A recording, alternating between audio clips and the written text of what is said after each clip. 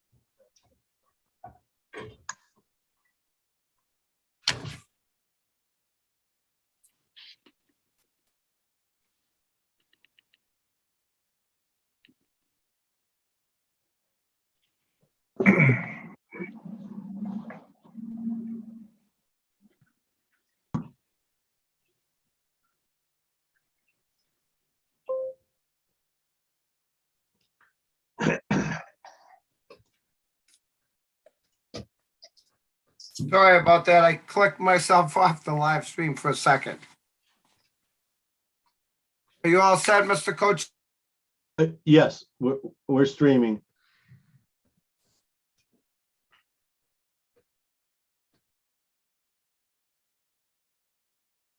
Ready when you are, Mr. Chair. All right, I was just waiting. I couldn't hear you for a second there. All right, we're going to take some of our elected officials out of order because of their busy schedule. So, Senator Jalen.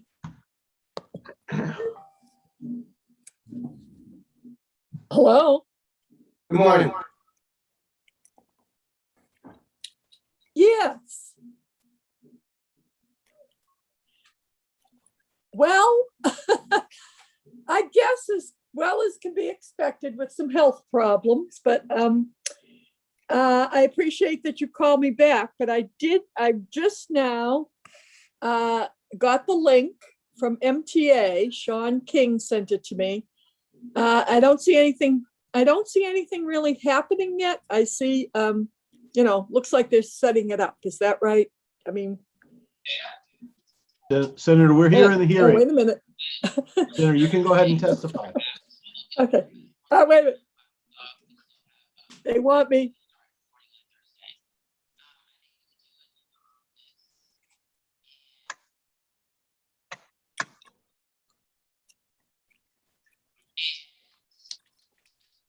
I tell you what, Mr. Chair. Yes. While Senator is gathering her thoughts, I just want to welcome the members, welcome the public to our hearing, but also welcome the House members who are here. Come on. I see Representative Kate Lippert-Garabedian, Representative David Linsky, Representative David DeCoste, Representative Erica Eiderhoven, Representative Mike Kuchmarek. I know people are coming through the waiting room, so let me just take a quick look to see if I see anybody else. Or a quick look at the folks who have come through the waiting room. And I see Vice Chair Higgins is here. And thank you. I just want to welcome all the members to the committee. Back to you, Chair Brady. Thank you. So Senator Joan Lovely, is she here?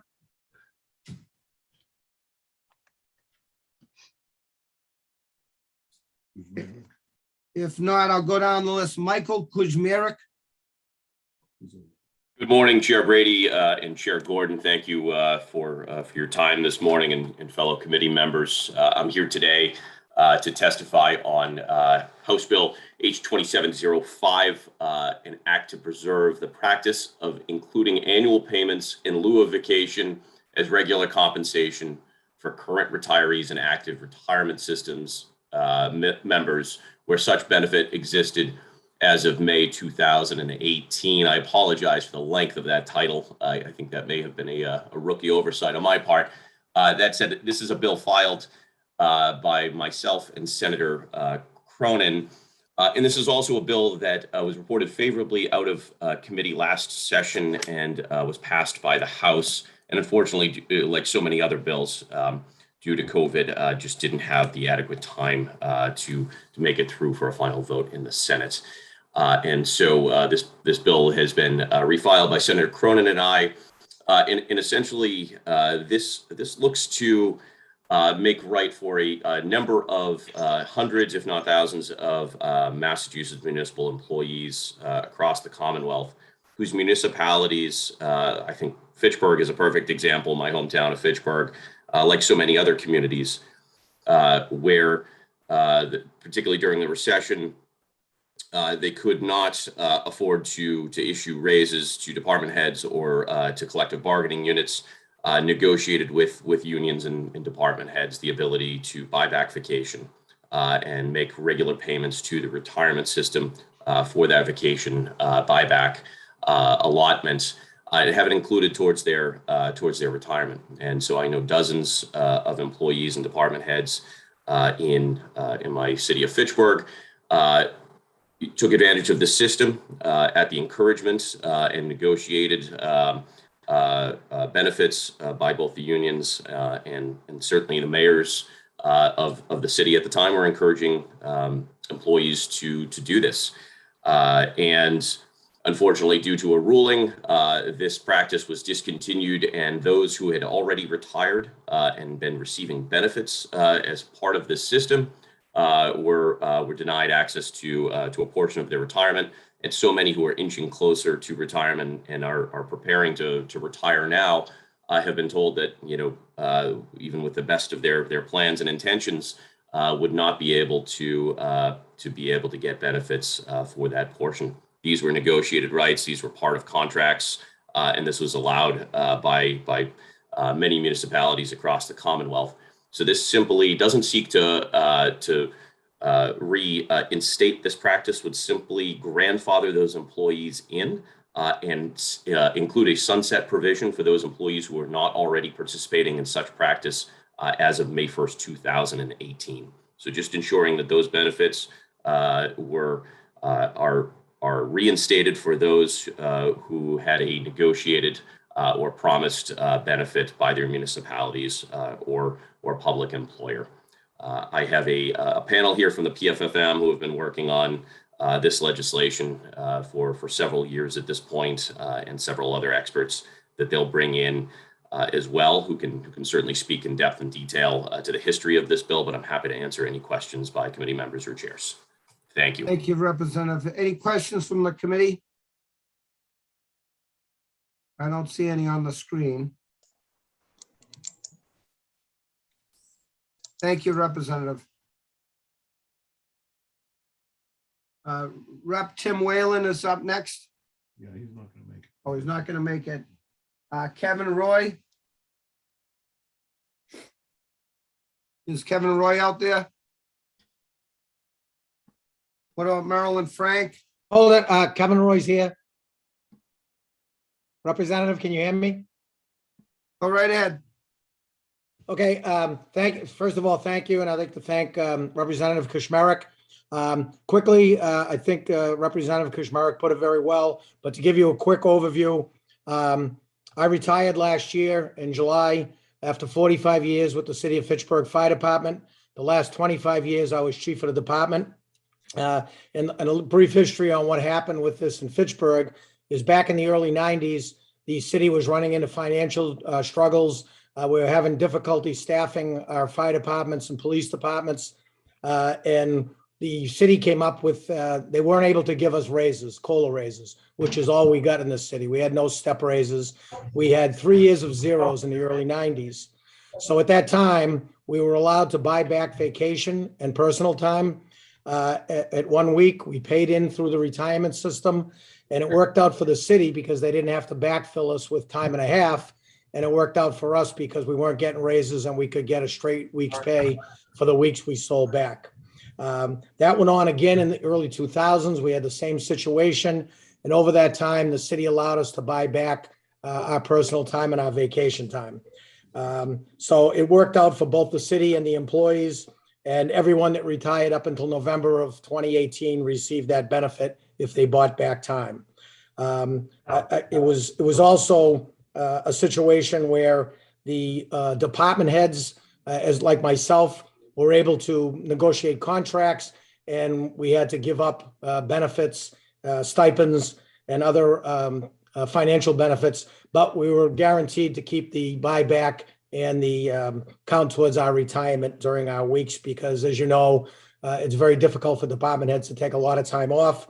So it worked out for us again in that regard. We were in December of 18, we were notified that Dala had made a ruling that took away that benefit from us, but we weren't notified until December of 18, a month later.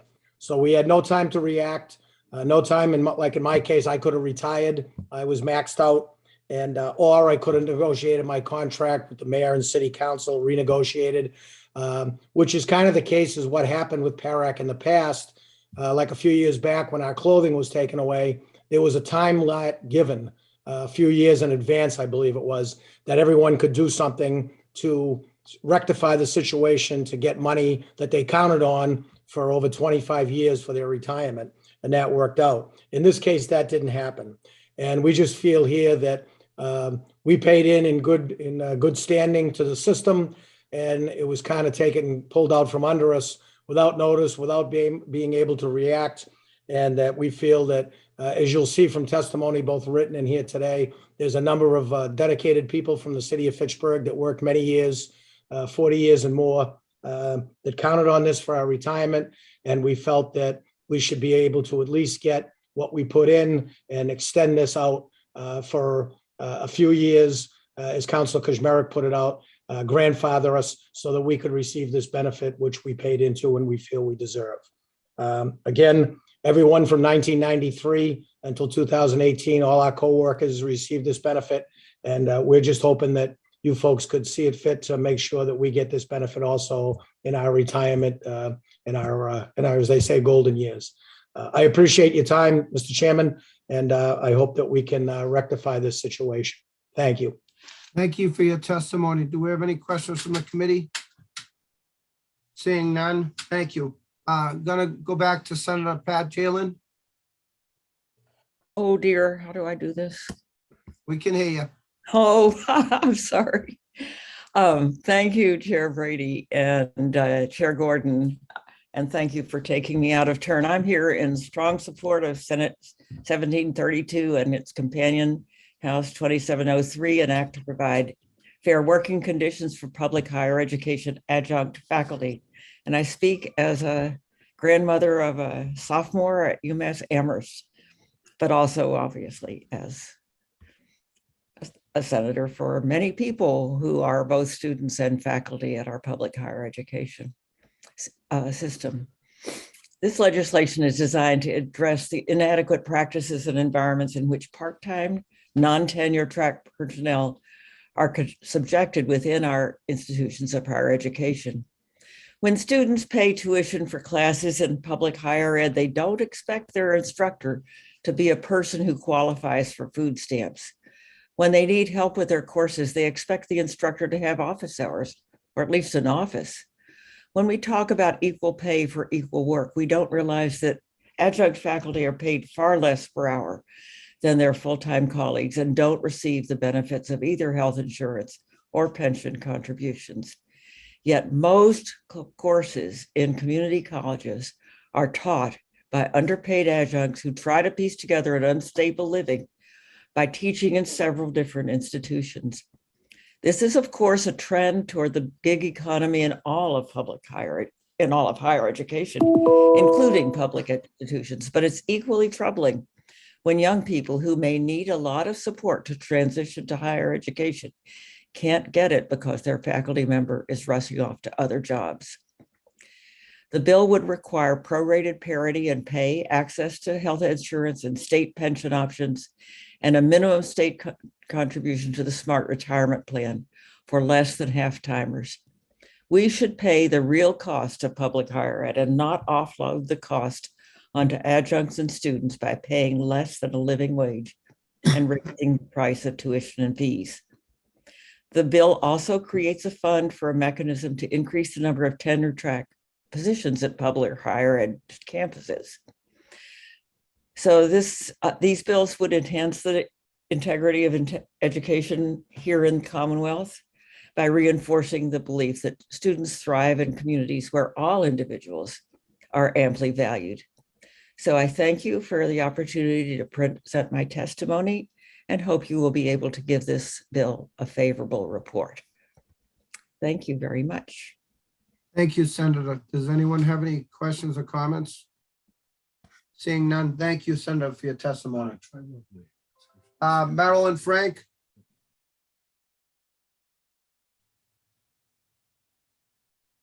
Is Marilyn Frank here? What about Phyllis Keenan? I was muted. Can I? Yeah, go ahead, Ms. Frank. Sorry about that. Chairman Brady, Chairman Gordon, and members of the Public Service Committee. My name is Marilyn Frank, and I'm president of the Retired Educators Association of Massachusetts. I'm also 86, and I also still work. On behalf of our 3,000 members, thank you for the opportunity to testify today. For too many public sector retirees, the purchasing power of their pension erodes over time, forcing them to choose between necessities and struggling to make ends meet. The COLA bills before you today seek to put an end to this slide. I'm here today in support of several bills, but in a moment will focus my comments on H2549, COLA reform filed by Representative Arciero. We support a number of the COLA bills before you today designed to help retirees. Please record us in support of H2681, H2664, S1677, S1765. Additionally, I would like to record us in support of H2598 by Representative Coppinger to create a minimum pension, and H2659 by Representative Tom Golden to assist older retirees before 2004 with option B and C benefits. I will speak specifically on 2549 COLA reform. This bill will address significant inequities and challenges that today's retirees have in making ends meet. The bill would increase the COLA base by put in place an annual, consistent, predictable, and fair adjustment to that base. It would help retirees meet the rising costs they face. The purchasing power of a pension decreases 60 to 80% over time. Too many retirees are having difficulty having to choose between paying for basic life essentials. Retirees today have seen these increasing costs whittle away the purchasing power of their pensions. Too many people that spent a lifetime educating our children to grow up as contributing adults to our society and our economy today cannot make ends meet. While more recent retirees benefit from a better municipal school system pay structure and retirement system changes passed over time, our older retirees taught in an environment in which the pay scales were lower and they didn't have the opportunity to take advantage of various provisions passed by the legislature because they had already retired. This segment of retirees is really hurting. Each month, our organization, through a foundation we have, awards grants to retirees to help them pay for basic things like a needed home repair, eyeglasses, and hearing aids. The requests seem to be more frequent and for more basic things. Each of you before me on the screen is experiencing the sticker shock of food, gas, going to a dentist, going to a vet for a dog, renting a car. The list is unending. Providing this modest COLA helps many retirees cover these ever-increasing costs and maintain a quality of life. Thank you for letting me speak. Thank you. Do we have any questions or anything from the panel? Committee, seeing none. Go ahead, I'm sorry. This is Co-Chair Gordon. Go ahead, It's really Co-Chair. not a question. It's just I appreciate that you noticed that we do have a 3-minute limit in our rules for this committee.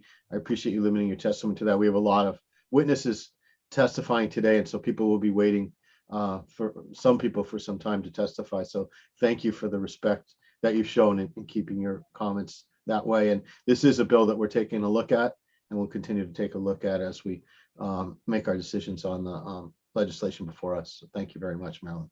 Thank you very much. Thank you, Mr. Co-Chair. Anyone else? Seeing none, I'm going to Marilyn, just a Marilyn, Phyllis Keenan. Hi, thank you. I am here testifying on behalf of Senate Bill 1732 and House Bill 2723, an act to provide fair working conditions for public higher ed adjunct faculty. I work at the community colleges. I teach math. I teach at 3 locations, and I teach developmental math. That's the math that students take when they didn't have an adequate education in high school and middle school. So they don't have math skills that they can take college math classes. I teach them math, and they get to a point where they can do math and they can move on in their careers. This is like teaching somebody how to read as an adult. It changes their life. They go on to have jobs or better jobs, and they pay taxes into our system. It's a really important work that we do at our community colleges. And I don't have healthcare through my community college. I have healthcare through the state, but it's through the Health Connector Mass Health program. I had a situation a few years back where my teenage son, who was on the track team, called me and said, "Mom, I can't walk." So after 2 months of going to various hospitals and hearing your insurance doesn't cover this, meaning tests to get done to figure out why my son couldn't walk, but my insurance would cover addictive opioids and 3 other addictive medications, which I refused for my son. Eventually, we got a diagnosis. He had an infection. The infection was so severe by the time we got the diagnosis that he could have died. He didn't. That's the good news. In the end, he did get the IV antibiotics. He did get 2 surgeries, and he can walk. And he's in his 3rd year at UMass Dartmouth. He's studying engineering. So what I want to say on this is that we need healthcare. We need better healthcare. And we also need retirement. Many of my colleagues are retiring at the age I am. Within 10 years, I would like to retire, but the retirement Oberpan doesn't make money. Often we lose money. We don't pay into Social Security. I do have Social Security from where I taught when I lived in Maryland. So I do have access to that. But the state is not putting into our retirement. And we need that. And we need that now. Just a little anecdote. When I was in middle school and high school, I advocated for girls to be able to take shop and boys to be able to take home ec because that was not allowed. The group of us girls who worked on that from 7th grade through 12th grade, after 6 years of lobbying and petitions and going to the school board meetings, we won. It was our senior year. We couldn't take it. We after our advocating, we couldn't do it. We've been advocating for a while for this, for healthcare and for retirement. We need it now. Thank you. Thank you for your testimony. Chair Gordon? No, thank you for your testimony. I'm glad that your son is feeling better. And again, it's another bill that we're taking a look at. Thank you. Anyone else on the committee? Seeing none, thank you for your testimony again. I think we've been joined by Senator Lovely. Thank you, Mr. Chairman and thank you for taking me out of order. Very much appreciated. I will be brief. I am here to testify on behalf of Senate 1746 and House 2643, an act relative to the SMART plan. The Save Money and Retire Tomorrow, also known as the SMART plan, is a high-quality, low-cost retirement savings program available to Massachusetts state and municipal employees. Perhaps now more than ever, access to retirement savings plans like the SMART plan is an economic imperative. Many state workers will not have the resources they need when they retire. Across the country, only 54% of baby boomers, like myself, and only 44% of millennials have begun saving for retirement. Recognizing this trend, a growing number of states have adopted retirement savings automatic enrollment policies for state employees. Data from these states demonstrates that once enrolled, employees remain enrolled and continue saving for retirement. S1746 and H2643 provides for automatic enrollment of new state employees in the SMART plan, helping to ensure that new state employees have the ability to retire comfortably. However, All employees would still be able to opt out of enrollment and would be able to change their contribution amount at any time. In addition, this legislation would allow for greater flexibility for the Treasury's Deferred Compensation Department to budget for the salaries of employees who run the state SMART plan from the program's administrative expense account. Similar programs across our state government may budget for administrative salaries from their respective funds expense account, including the Massachusetts State Retirement Board, the Massachusetts Teachers Retirement System, and the Public Employee Retirement Administration. When it comes to the SMART plan, however, the Treasury's operating account must sustain these costs.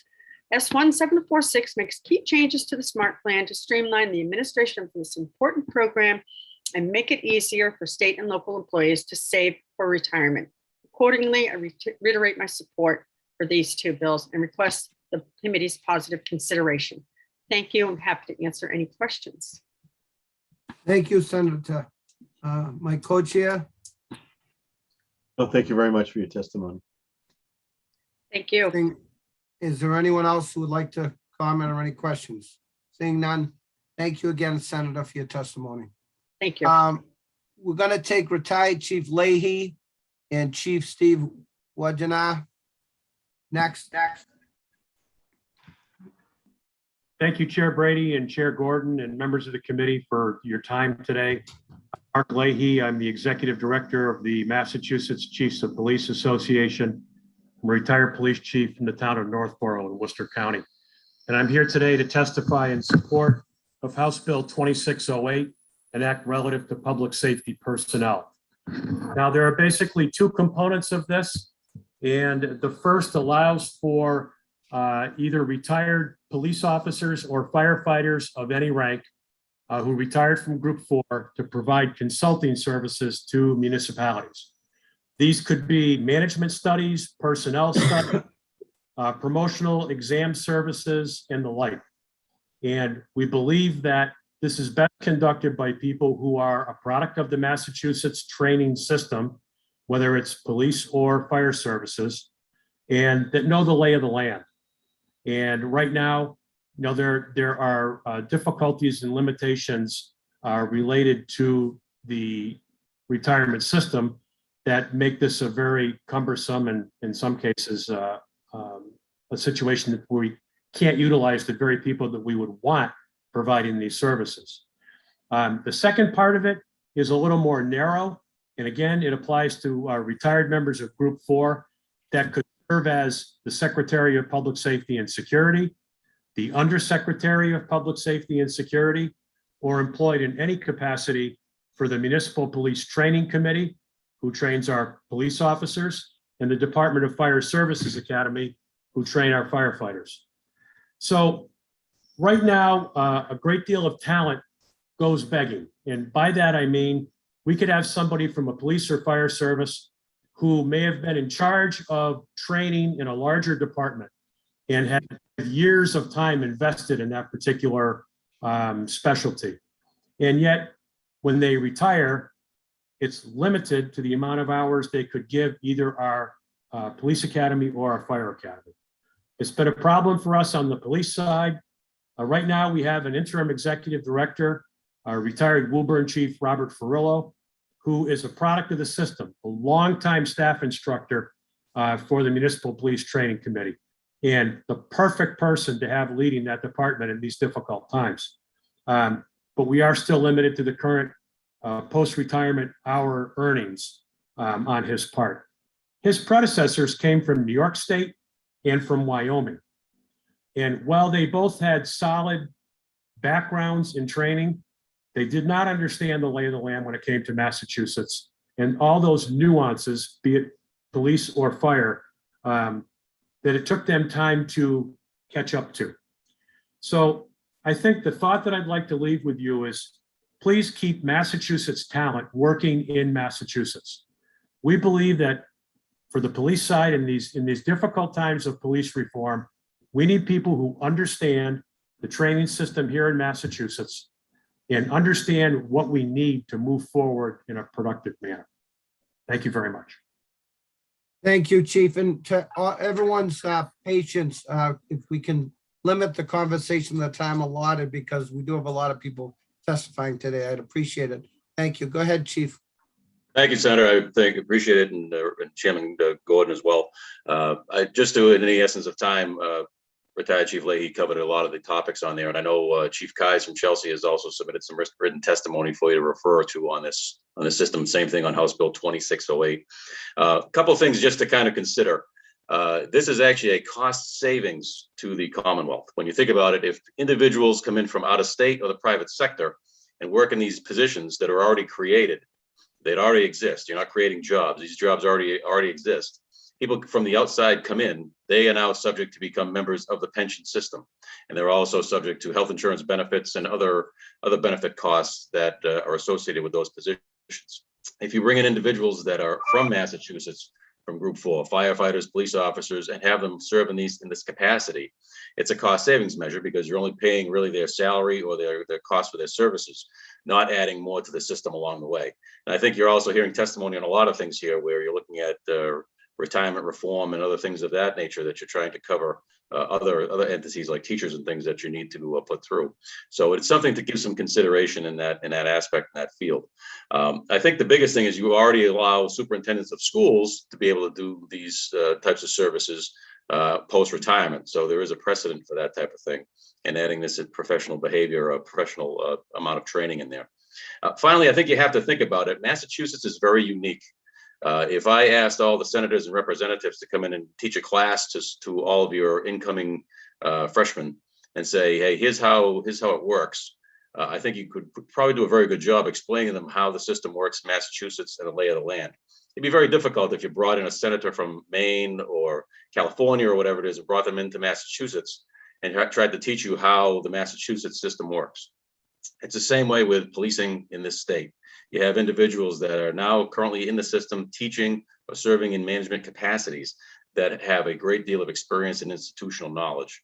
And to just take that and cast it aside and send us out to other states or other places or just into the private sector really is a disservice to it. So you're doing two things. You're taking advantage of the years of institutional knowledge that these individuals have, and you're also saving a great deal of money that's associated with hiring these positions that are already in existence. So I thank you very much, and I'd answer any questions if you have. Thank you, Chief.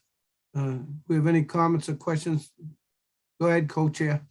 Well, thank you very much. I know we've had conversations about this bill, and you know, there's logic behind it. So thank you, and we'll continue to look at it. Thank you. Is there anyone Thank you else? very much. Seeing none, thank you, Chief, for your testimony. Thank you for the time. Appreciate it.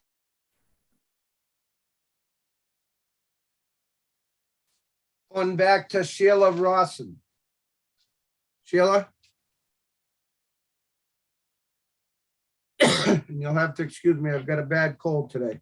Thank you very much. I am here to testify on behalf of House Bill 4193, which is an act relative to the petition for a fire cadet program with the City of Cambridge Fire Department.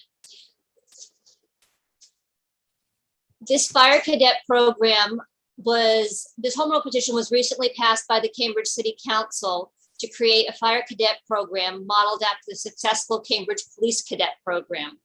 The program would provide a pathway for Cambridge youth interested in career in public safety and opportunities for Cambridge residents aged 18 to 23 interested in a career in the fire department, with the goal of increasing the number of women, persons of color, and members of the LGBT+ community in our fire department.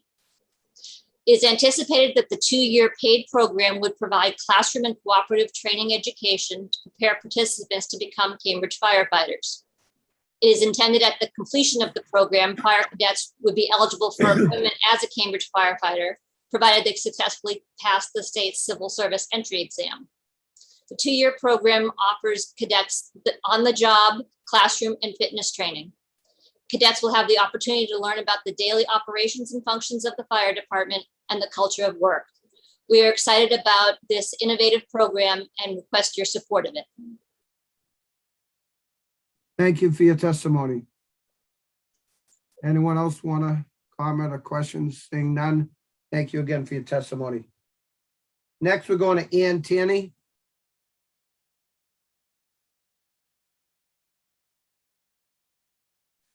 Hello, Hi. I'm here in support of the Senate Bill 1683 and the House Bill 2623. Okay. I have appeared before this committee several times in the past to enlighten you about the issues that non-Medicare eligible retirees face. In the past, I always referenced my cousin Regina Tierney, who in the last years of her life was paying approximately $3,300 yearly in copays for her health care. But today, I'm going to speak for myself. I am Ann Tierney, a non-Medicare retiree with the Mass Teachers Retirement System. My present salary is calculated on my earnings from 2003 to 2006. Yes, that's 18 years ago. Being non-Medicare eligible, I am treated for insurance purposes as if I were presently teaching in Arlington. The absurdity of that is that my retirement salary is now $35,000 less than a teacher presently teaching in Arlington. But we both must adhere to the negotiated health care that comes with the contract. As a retiree, I cannot vote on that contract that governs my health care costs. This is truly a situation of taxation without representation. When I retired in 2006, which was pre the GIC being involved in healthcare, I believe that I was paying 15% of my healthcare, but I now pay 25%. I feel as if, as a non-Medicare eligible senior, I am in a hole trying to climb out, but the hole just keeps getting deeper. In February of 2020, I learned from my first three-dimensional mammogram that I had cancer. I also discovered that until that imaging, my provider, which was Harvard Pilgrim, was using outdated two-dimensional images. So I made the decision to leave that provider and seek better health care for myself. In order to access doctors and facilities that meet my expectations of good care, I had to change providers. By changing my provider in July of 2021, I have now increased my monthly payment by $117 a month. If I were covered under Medicare, I would have had the option of receiving my care with any doctor at any facility. The decisions made in 1986 to exclude myself and others from Medicare coverage have had a long-lasting negative effect on our health and our lives. A cap of $2,500 for out-of-pocket expenses is very little compensation for the hardship I and others will continue to experience until the day we die. Thank you for your testimony, and I'm sorry about the health you went through. I lost a girlfriend of breast cancer several years ago. Excuse me, I'm having a little trouble hearing you. I wanted to say thank you for your testimony. I'm sorry I have a cold today, but I'm, you know, I know it's not been easy with your health with the breast cancer. I lost a girlfriend of breast cancer back in 2008. Yes, Does anyone, well, that's when you find out, right, as you age and you find out what your healthcare provider really is providing. It's very important as a retiree. This is the most important part of our retirement is our healthcare. And I know that from having been a healthcare proxy for at least 4 people from the generation ahead of me, several of whom were under the Massachusetts Teachers Retirement System. And until recently, it was not an issue, but certainly since I've retired, healthcare has become a problem. Well, thank you for your testimony. Do we have any questions from the committee? Seeing none, thank you again for your testimony. Thank you. Thank you. We're going to move on to Mary Naimi. And I hope I pronounced that last name right. Good afternoon, Mary Najimy, very close. I should have recognized your face, Madam President. I'm looking at the names here. My eyes aren't too good either today, so. Yeah, and my camera was off too, so. I left my glasses in my car, so. Yeah, no problem. Thank you. Thank you to the committee chairs for giving me this moment to testify. I'm the president of the Massachusetts Teachers Association, and I come before you today to voice our strong support for Senate Bill 1732 and House Bill 2723, an act to provide for fair working conditions for public higher education and adjunct faculty. The MTA represents approximately 18,000 members working throughout our public higher education system, including adjunct faculty. Adjuncts have always been an important part of public higher education, but in recent years, as the state has stepped away from its funding obligations to public higher education, our campuses have essentially come to exploit adjunct faculty. This is especially true at our community colleges, where adjuncts teach up to 70% of the courses. Yet these adjunct faculty members are paid far less than their full-time counterparts and are denied access to basic benefits even when carrying full-time course loads. The many adjunct faculty members who are teaching multiple courses cannot and should not be likened to gig economy workers, as they are making it possible for public colleges and universities to meet the needs of students and communities, yet that's how they are being treated. But because public colleges and universities have not changed the working conditions to meet the changing roles of adjuncts, the state has created an unjustly exploited workforce, one that's playing a vital role in maintaining the quality of life of our Commonwealth. It's long past the time to correct this unconscionable practice. Adjuncts help educate some of the poorest and most vulnerable population in our state, and their work is critical to helping bring economic and social justice to communities of color. Yet adjuncts themselves have been denied basic state employee benefits and protections, such as employer-sponsored health insurance, retirement security, and comparable pay for comparable work. The pandemic has increased the importance of correcting these injustices, which must be corrected now. Workplace justice for adjuncts is not an extraordinary ask. We simply want basic rights and benefits that every worker should have available to them, extended to our adjuncts. They demonstrate their value again and again, and it's time that they are treated with respect, dignity, and fairness. In closing, I urge you to quickly report out this legislation with a favorable recommendation. Our adjunct faculty cannot afford to wait any longer for action. And I would also ask that you report favorably Senate Bill 1683 and House Bill 2623, which enhance the economic security and healthcare protections for our dedicated public sector retirees. Thank you. Thank you, Madam President. And I've seen this time and time again. It's the way these colleges are getting around paying benefits, and they're basically trying to union bust. Right. And I've seen it as a major problem. Does anyone have any questions or comments? Seeing none, thank you for your testimony, Madam President. Thank you. Next, we have Robert Freed.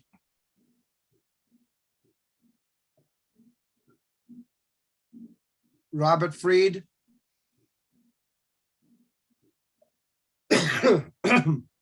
Excuse me, I'm going to move on then to Nancy McGovern. Thank you, Chairman Brady, Chairman Gordon. Mass Retirees has a panel. Sean Duhamel and Frank Valeri are also joining me. Sean's going to start it off for us. Thank you, Nancy, and thank you, Chairman Brady and Chairman Gordon. Sean Duhamel for the Mass Retirees Association. We're going to testify on 4 association bills that we have sponsored or co-sponsored that are now before the committee. Over the association's 53-year history, no issue has risen to a higher level of importance than the annual cost of living increase. Some of our early victories back in the 1970s, in fact, helped establish the modern COLA law that we've incrementally played a key role in increasing and bettering over time. One of the goals that originated back in the mid-1980s when pension funding schedules came into play, and over the past 30 some odd years, was the hope that as time went on and as the retirement systems here in Massachusetts, both at the state and local level, continued to improve their financial standing, that so could also benefits over that period of time improve. And I'm very happy to say, and I think that we all should be very, very proud of the fact that over the past 30 some odd years, about 36 years, in fact, our public pension systems here in Massachusetts have done extremely well. We have a lot to be proud of. We have a lot to be excited about going forward. A lot of hard work and dedication and money has poured into our systems, and our hat goes off to Treasurer Goldberg and the Prim Board, as well as the retirement board members of the 102 local retirement systems that without exception have done a tremendous job over the past 36 years. And if you look to our September newsletter and our upcoming November newsletter, we detail the success of our retirement systems over the past 36 years.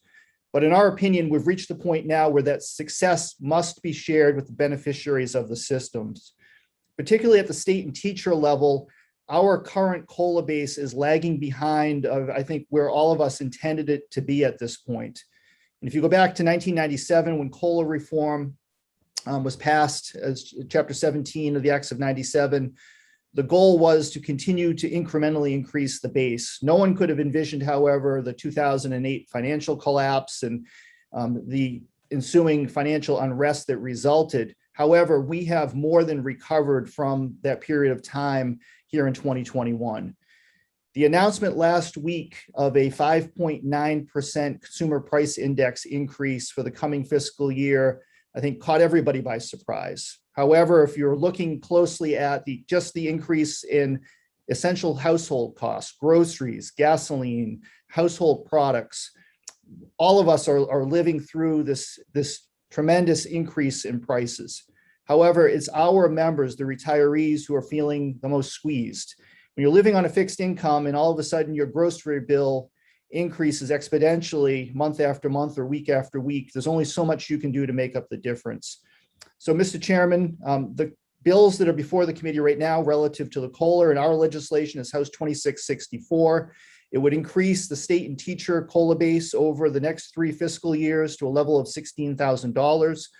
We're very hopeful that you will see fit to release that bill favorably to the Committee on Ways and Means.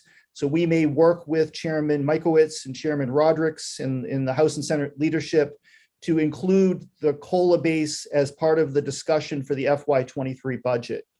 In addition, in light of the announcement last week of the CPI being 5.9%, we're also asking the committee, and we will be sending some documentation and some suggested language, but we're asking the committee to allow the local retirement systems on a one-time basis the ability to pay a COLA above 3%, that if they choose to, and if the local funding of the retirement funding allows for, to pay the 5.9% COLA for the coming fiscal year. Again, we're living through extraordinary times.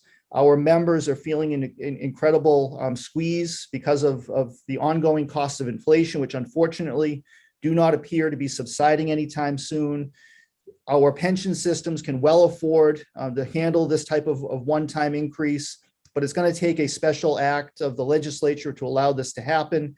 And we're hopeful that we can work with the Public Service Committee over the coming weeks to advance some legislation forward that come the first of the year, the local retirement systems will have the ability, just as the state will, to address this situation. Before I turn it over to Frank, just very quickly, House 2602, filed by Representative Jones, would like to go on record in favor of this bill. Just recently, the legislature unanimously increased the number of hours that a retiree is allowed to return to public service. Leader Jones's bill would increase the amount of money that those retirees are allowed to earn. This was last increased 7 years ago, but from time to time, we would anticipate that the legislature is going to take a look at the earnings limitations and allow that to increase. We know that just as I speak to you today, the nature of work here in Massachusetts and around the country is changing before our very eyes. And because of that, we need to continue to make adjustments to the ability of retirees to work in post-retirement, to continue to serve the public. We've heard other testimony to that regard today. So we hope that Representative Jones's bill gets fair consideration. Let me turn it over to our association president, Frank Valeri. Thank you.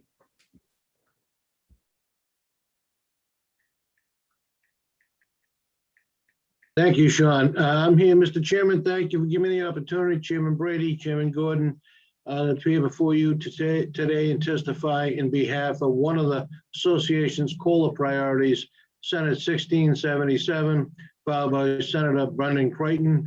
This legislation actually represents a committee, Public Service Committee redraft in the last legislative session where this association developed the bill in conjunction with the legislative staff and the committee members. It's an attempt to address a very serious problem that we have with our members, our older retirees that just can't make ends meet. As you heard today, with inflationary reasons, the inability to work and support post-retirement and obtain post-retirement income, as well as tragedies, is loss of a spouse and household income.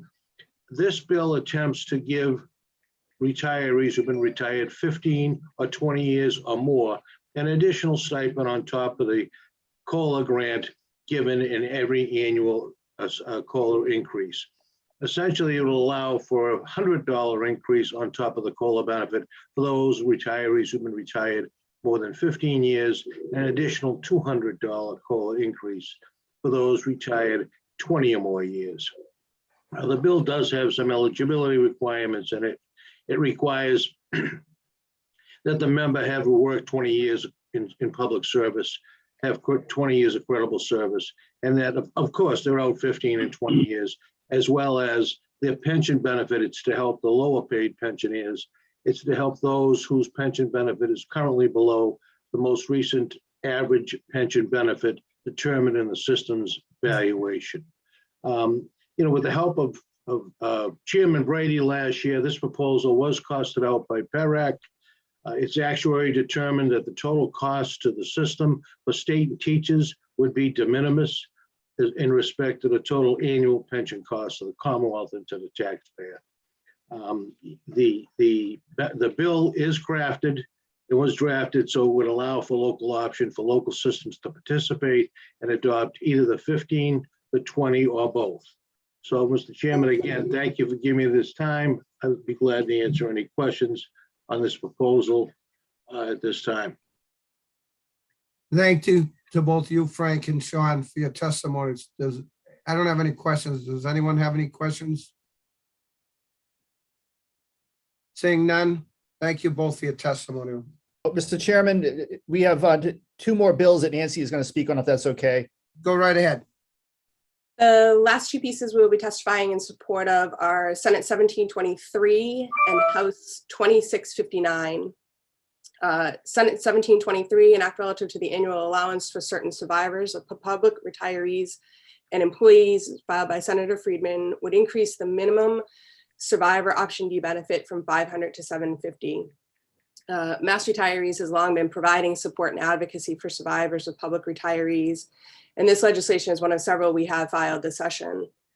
Like many things, the last increase that was made in 2011 as part of pension reform has also not kept up with the pace of inflation. This modest increase would provide survivors additional resources to offset the most basic costs impacting them. In particular, healthcare and a subset of healthcare, prescription drugs. The last piece is House 2659, an act relative to option B and option C retirees, filed by Representative Tom Golden, would address a legislative change that was made as part of the FY05 state budget. Anyone who retired on or after July 1st, 2004, and selects option B or C has their retirement benefit calculated using an updated mortality table. The new table replaced the 1928 table, which had been in effect for some 60 years. Under this bill, the pensions of anyone who retired prior to 7/1/04 and chose option B or C would be increased prospectively by the following schedule. Option B would be 4% for state and teacher retirees, and option C 12% for state and teacher retirees. Both pieces of legislation do include local options. Thank you for your time today, and we look forward to working with you on these bills. Thank you for your testimony. Does anyone have any other questions? Seeing none, thank you all for your testimony. Next, we have Tamara, Indiana. Tamara?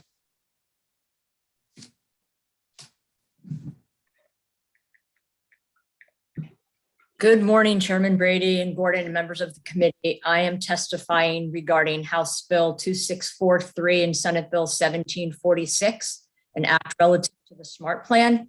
My name is Tamara Indiana, and I am a certified financial planner, accredited investment fiduciary, and the regional vice president of the Northeast for Lincoln Investment with an office in Waltham.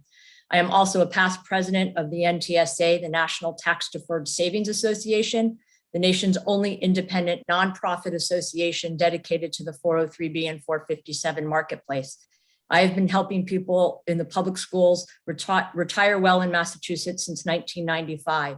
In Massachusetts, we work with over 300 districts with close to 7,000 clients in the K-12 public schools. With each client or prospect we meet, we look at their whole financial picture before we recommend any sort of plan.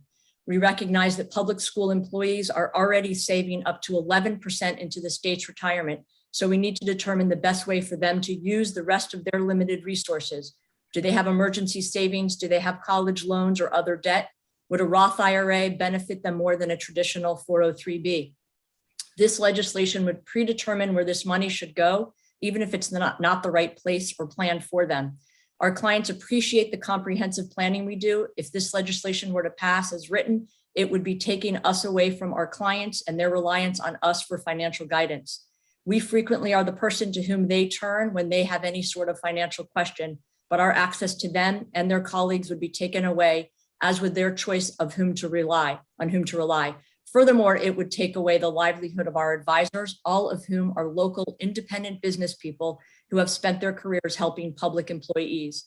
Having a blanket state-imposed mandate on employees' retirement savings ignores the individual needs of mass employees. It would predetermine where an employee's money goes, even if it is not right for them.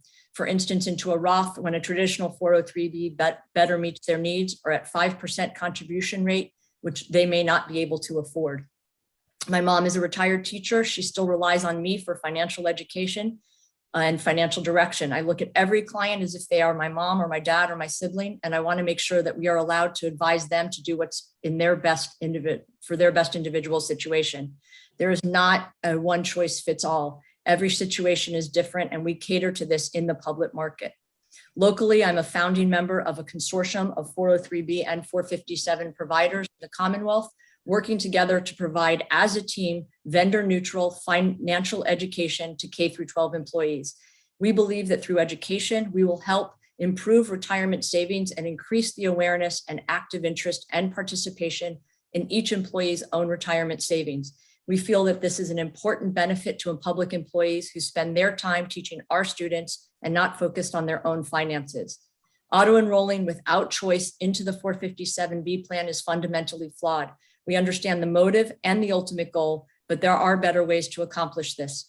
Please continue to allow choice of 403B versus 457, choice of Roth or traditional 403B or 457, and the ability to work with a financial advisor. Please join us in opposing legislation that, while well-meaning, currently contains provisions that can harm the hardworking employees of the Commonwealth. Thank you for your time. Thank you for your testimony. Any questions or comments from the committee? Yeah, Chair Brady. This is right ahead, Mr. Mr. Chairman. So as far as the automatic enrollment opposition that you have, I know that it provides an opt-out. Can you just explain the significance, or if that is one of the natures of your opposition, what's the difference essentially between an opting out of something that a participant is automatically enrolled in, as opposed to opting in something that they can do? I mean, they're not forced in; they can opt out again, right?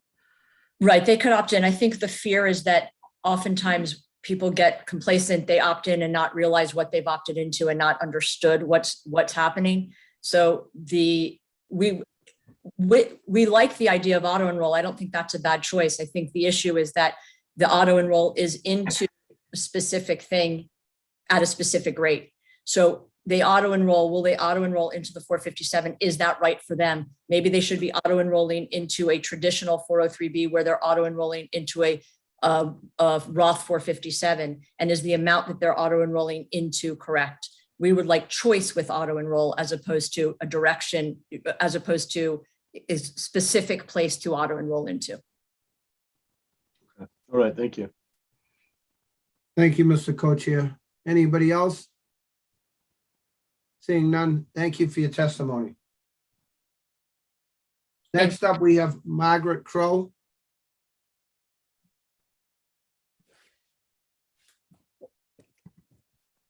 Margaret Crow, Hello, I'm here. go right ahead. Okay. Thank you, Chairs Brady and Gordon. I am an adjunct professor, an academic success coach, a seasonal academic advisor, among other things. As academic faculty, we work side by side with full-time faculty, not to say that they're compensated tremendously for what they do, but we are often teaching the same courses, putting in the same effort, in many cases working more hours than them to make a living, but we are treated as second-class citizens. We are not compensated the same. We are not given the same rights. To ask for fair pay, health insurance, and pensions for people who are working for the state of Massachusetts is not unreasonable. Myself, in your average semester, I work more than 50 hours a week for the state of Massachusetts, but I'm compensated at a fraction of what my colleague in the next classroom is. I don't have the possibility of retirement. The OBRA that our money is put into is like a savings account with almost no interest. Adjuncts can't retire. It's literally expected that we work until we die. So these requests are really very basic. When I tell people how bad our situation is, they often ask me, why would you do this job? Why would any of us do this job? Well, let me address that. For one thing, we are told this is the only way into a full-time position. I'm passionate about my field. I'm passionate about helping students, particularly those who may not have had a lot of advantages. I like to help them succeed, and I'm good at it. I want to work in higher education. This is really my calling. I apply for every possible full-time position, but in 18 years, I haven't gotten one yet. Just in this past year, a number of my colleagues, particularly in STEM fields, have left teaching at our community colleges for jobs in industry. These are good professors. These are people who really were benefiting our students, and our students will no longer be able to learn from them because those professors have decided this is a dead end. They would prefer to be in higher education, but they're leaving because they don't see any future. Let me give you an example of how this has looked in my own life. When my son was 18 months, I worked out that my husband has Marfan syndrome. That's a genetic connective tissue disorder that affects the whole body, but particularly the heart. He was walking around with an aneurysm that nobody had detected, and he needed open heart surgery. He went out on disability, he had surgery, he lost his job, which was our source of insurance, because of course I get no benefits. He fell off of COBRA and unemployment, so we had to turn to the Connector and Mass Health. I live in Lynn, and while he was out of work, I taught at the Framingham campus of Mass Bay, Endicott College in Beverly, and Bridgewater State, and worked at 2 different YMCAs in the same semester with a 2-year-old at home. As I previously stated, in recent years, I've been able to cobble together a bit more of a living by working many positions, often funded by 2 or 3 different grants at the same time.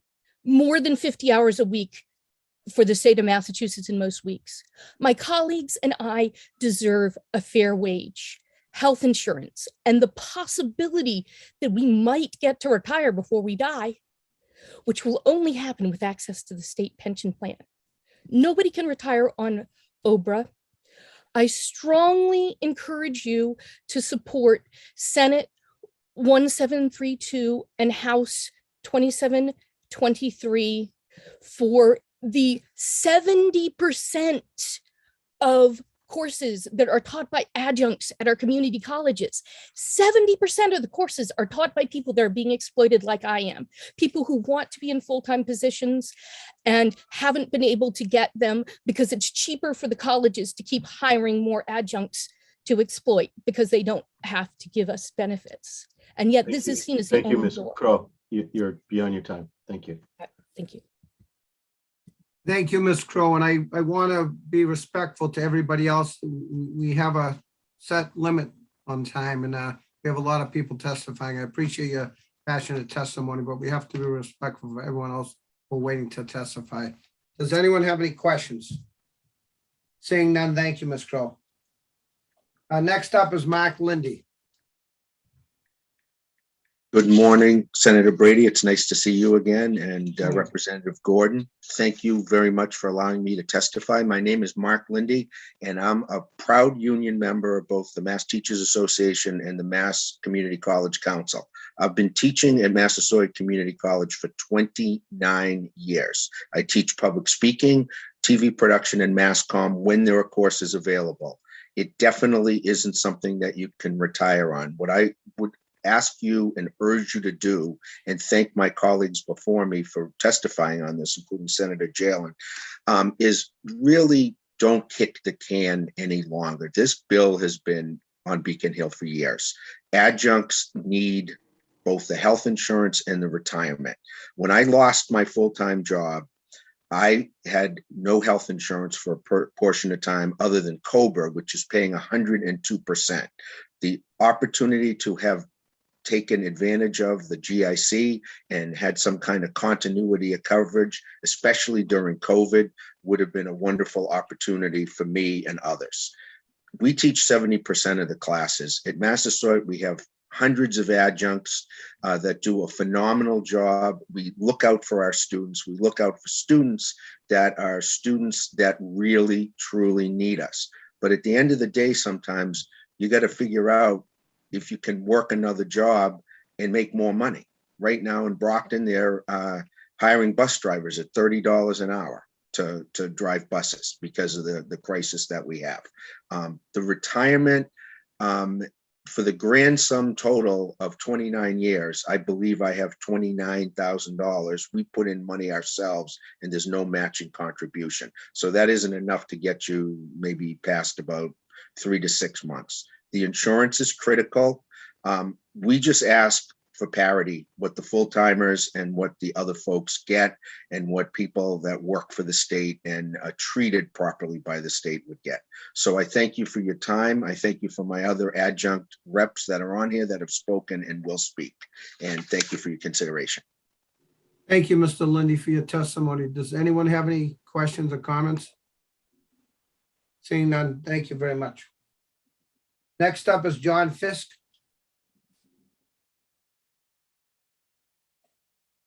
Okay, I'm here. I'll turn on the video. Oops. Okay, I'm John Fisk. I am a member of the Massachusetts Community College Council, the Massachusetts Teachers Association. I have been teaching at Bunker Hill Community College consistently in all seasons since 2010. Not one time have I been considered for a full-time position there.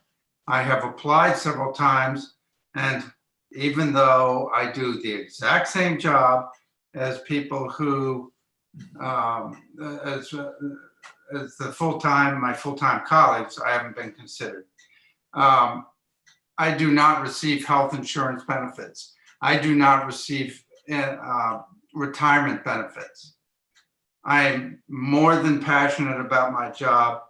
I receive a great deal of my inspiration from my students. I had 2 classes yesterday. The first, unfortunately, was on Zoom. Oh well. The second was in person at Bunker Hill in the middle of, or hopefully at the end of the pandemic. And it was just awesome. It was great. I can't do anything else. I won't do anything else, but I want to be fairly treated. I want to be fairly treated, period. How about some health insurance benefits? How about some retirement benefits for me and for all of the other 70% of the teaching faculty at our community colleges around the state? Time to end the abuse of and exploitation of people like me. And I'll leave it there. Thank you. Thank you, sir, for your testimony. We have any questions or comments from the committee? Saying none. Thank you again. We're going to go to Sean Nylon. Yes, hi, Mr. Chairman, and members of the committee. My name is Sean Nealon, and I'm the Assistant Executive Director of the Massachusetts Teachers Retirement System. On behalf of our board, I'm testifying in support of House 2594, an act relative to the Massachusetts Teachers Retirement System. This bill was filed by Representative Chan and is identical to a bill filed by the MTRS Board, House 19, which was heard on July 28th, and Senate Bill 1721 filed by Senator Friedman, which was heard on September 1st. These bills would address certain Retirement Plus issues for members who transfer into the Teachers Retirement System or members transferring into the Boston Retirement System as teachers from one of the other Massachusetts contributory retirement systems. These bills have been reported favorably by the Committee on Public Service in the last two legislative sessions, most recently on June 6, 2019, and referred to the House Ways and Means Committee. They were also passed unanimously by the Senate in July of 2018. However, the House did not have sufficient time to review the legislation prior to the end of the session.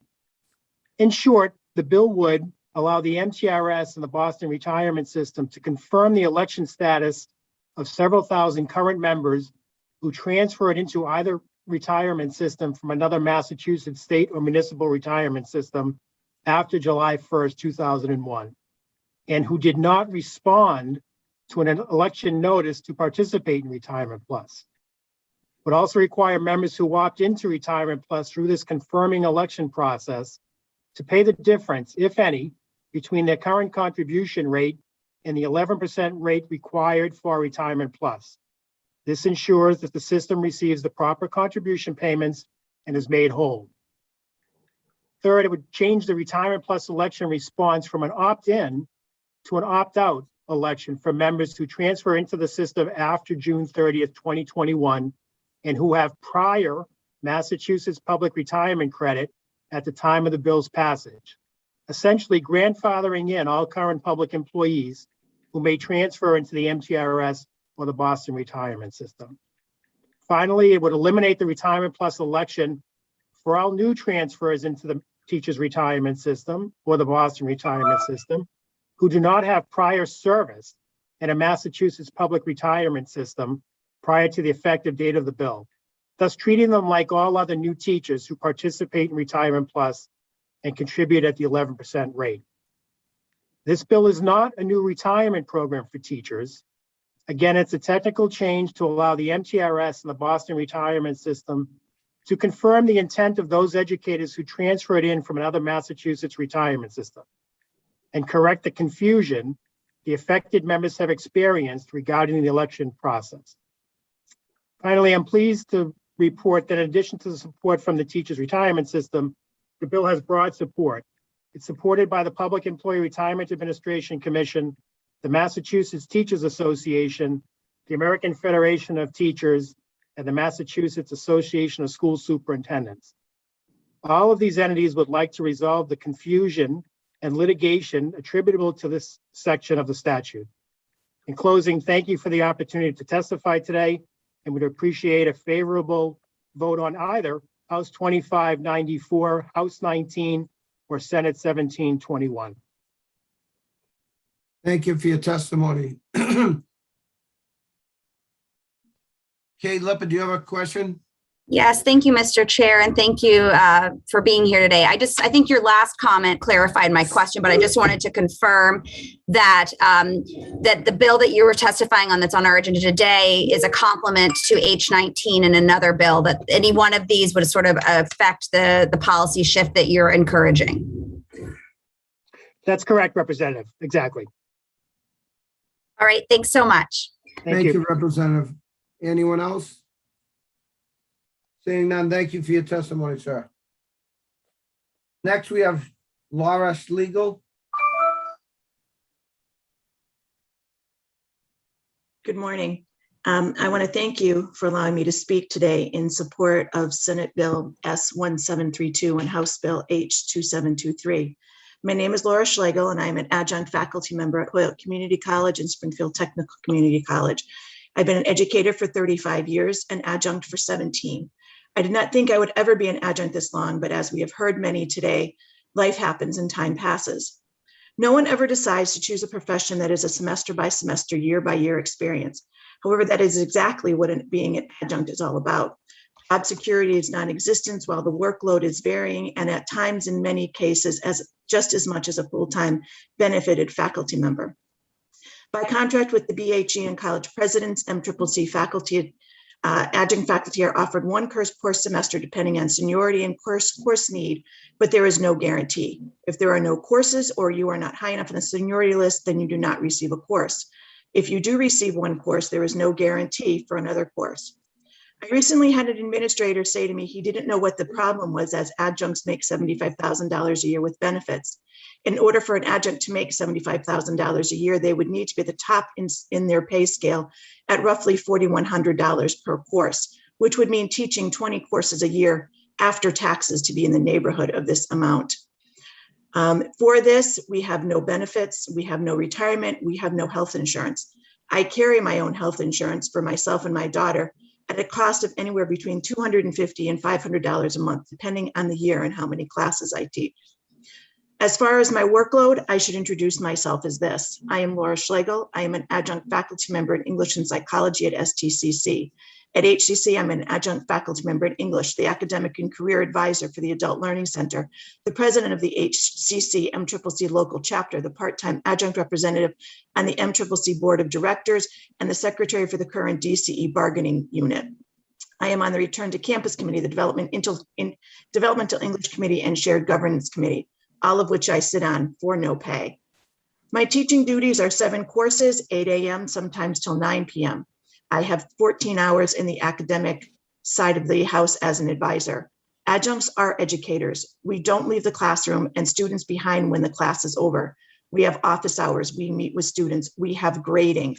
Being a teacher is so much more than just the in-classroom education of our students. Again, the workload and the pay does not factor time spent on any of these important issues of being an educator or helping our students and our children, our own children, with navigating higher education. Thank you. Thank you for your testimony. Seeing no questions from the committee. Thank you. Next is Julia Cafferts.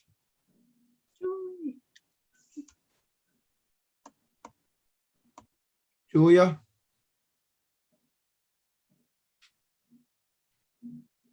I'll come back to you. Next is Kara Berg Powers.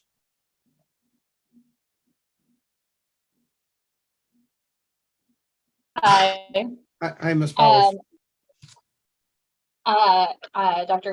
Kara Berg Powers, thank you, committee members. I am here to testify in support of Senate Bill 1732 and House Bill 2236, an act to provide fair working conditions for public higher education adjunct faculty. I have been an adjunct faculty member in the state system for about 10 years, the last 4 in the sociology department at Worcester State University. As Senator Jalen said, the reliance on adjunct faculty is a trend across the country throughout higher education, and it is troubling for a number of reasons. The lack of employment stability is destabilizing, not just for faculty in our lives, but for students, including that with no office, there's no office hours, and no additional time paid for preparation, supporting students who in universities like Worcester State are disproportionately first-generation college students like myself, many who are juggling full-time work and other caretaking responsibilities. Contingent faculty making up such a large portion of our overall faculty is also destabilizing for the fabric of our university system. It makes it difficult to have functional faculty committees and strategic planning work. Important DEI initiatives and other critical areas of growth are understaffed and undersupported. And the drastic pay disparities and benefit disparities between adjuncts and full-time tenure track faculty deeply incentivizes universities bringing on more folks like me into departments at only $12,000 per semester, instead of hiring me as a full-time faculty for the same workload. I only make $12,000 for 2 classes that only I teach, and even less when I teach them as an evening or a weekend course, like I am this semester to high school students in our early college program, which is much more disruptive to my life and a lot more work. While we cannot solve the crisis in higher ed here today, or even with the passage of just these bills, I think it makes important strides. Many people think of adjunct faculty as professionals or retirees who teach a class in their specialty and bring an important sector-based perspective. That's rarely what it looks like in our universities now. I have a doctorate, and as I said, teach 2 classes in the sociology department at Worcester State. I created the syllabi for these classes, and one I created from scratch and had put into our course catalog. This is not what people think of when they think of adjunct faculty. This semester, my classes are not running because of under enrollment for the first time ever, because the university ignored that our students said they were not ready to come back in person. For the spring, I can't plan ahead because I don't know whether or not my courses will run. That's $12,000 in income and my schedule that I have no idea whether or not to count on. And for my students who depend on my classes towards their major, have no idea if they'll have to take a summer class or intersession course to make up the loss for graduation. Lastly, despite teaching in a university system for a decade, having recently left the nonprofit sector and entered higher ed full-time, my years of teaching are not seen as the same or even comparable light to full-time faculty. I'm starting at 0. There's little to no pathway from adjunct to tenure track, as others have testified. These bills will mean that universities need to keep these things in mind when balancing their teaching loads, reducing the ability to exploit adjuncts and stabilizing not just the lives of educators like myself, but our whole campuses, and most importantly, our students. Thank you. Thank you, Ms. Powers. Does anyone have any questions or anything? Seeing none, thank you. Next is Mark Bashawa. I'm pronouncing that right.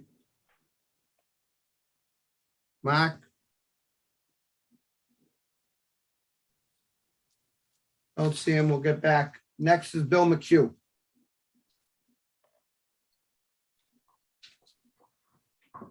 Good morning. I'd like to thank co-chairs Brady and Gordon and the other members of the Joint Committee on Public Service for the opportunity to testify before you today regarding Senate Bill S-1687 and House Bill 2798 relative to an act relative to harbor masters. My name is Bill McHugh. I'm a 1987 graduate of the Massachusetts Maritime Academy.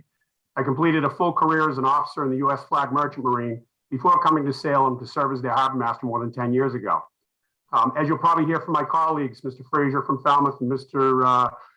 Smith from Chatham, the mission and scope of work that harbor masters perform has changed significantly over the years and continues to evolve with increased waterway usage and safety and security requirements.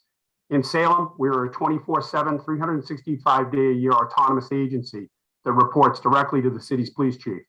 We are comprised of 2 full-time staff, myself and the deputy harbor master. We fill the remainder of the watch bill with trained part-time staff that would not be eligible for consideration within this proposed legislation. However, I, along with the deputy and all my assistant harbor masters, are sworn special police officers for the city. All that are sworn have either attended a full-time or reserve academy, as well as other maritime-specific training approved by the Training Council, the Harbor Master Training Council. Salem city limits extend out to sea and include the majority of the islands and ledges just off our coastline. This includes an island that serves as a popular recreation destination, one that hosts a day camp for young children during the summer, and 2 islands that are inhabited with residents. My department provides initial response for law enforcement, as well as medical aid and transport for these offshore areas. We also provide the facility security duties for cruise ships, visiting cruise ships and other international flag cargo vessels that call on Salem. Despite this diverse and demanding scope of work, both the deputy harbor master and myself are in the Group 1 pension plan. I think you will find if you do the research that is consistent almost all the way through the Commonwealth of Massachusetts, with a few exceptions. Since the spring of 2017, I have served on the Massachusetts Harbor Master Training Council. The council meets regularly to evaluate and discuss training requirements. The implementation of curriculum and potential educational opportunities and venues are discussed. In fact, in February 2019, the council approved a 248-hour basic law enforcement component designed especially for harbor masters. In addition, harbor masters must complete maritime specific training and U.S. Coast Guard licensing. At the beginning of this year and amid the pandemic, harbor masters were affirmed with the designation of first responders by the Department of Public Health as the health and vaccine protocols were developed and implemented. Although communities throughout the Commonwealth do adopt different models for their harbor master departments, there is consistency in duties. Harbor masters are most often the first agencies on scene to a maritime incident. The work requires a diverse knowledge and skill set. It can be stressful as well as physically demanding. Other first responders, such as police and fire, are enrolled in Group 4, while civilian 911 dispatchers are enrolled in Group 2 due to the stress of their work. I believe this important Group 2 designation will help ensure the high quality of harbor master personnel that we currently enjoy throughout the Commonwealth. For reasons I have stated today, it is my opinion that it is appropriate and very reasonable to be respectfully requesting a Group 2 pension designation as contained in S 1687 and H 2798 for all full-time harbor masters and assistant harbor masters. Again, I want to thank you all for the opportunity to speak today and for your thoughtful consideration of this request by your Commonwealth harbor masters. Thank you, and congratulations on your graduation from the Mass Maritime. It's a great academy. Thank you, sir.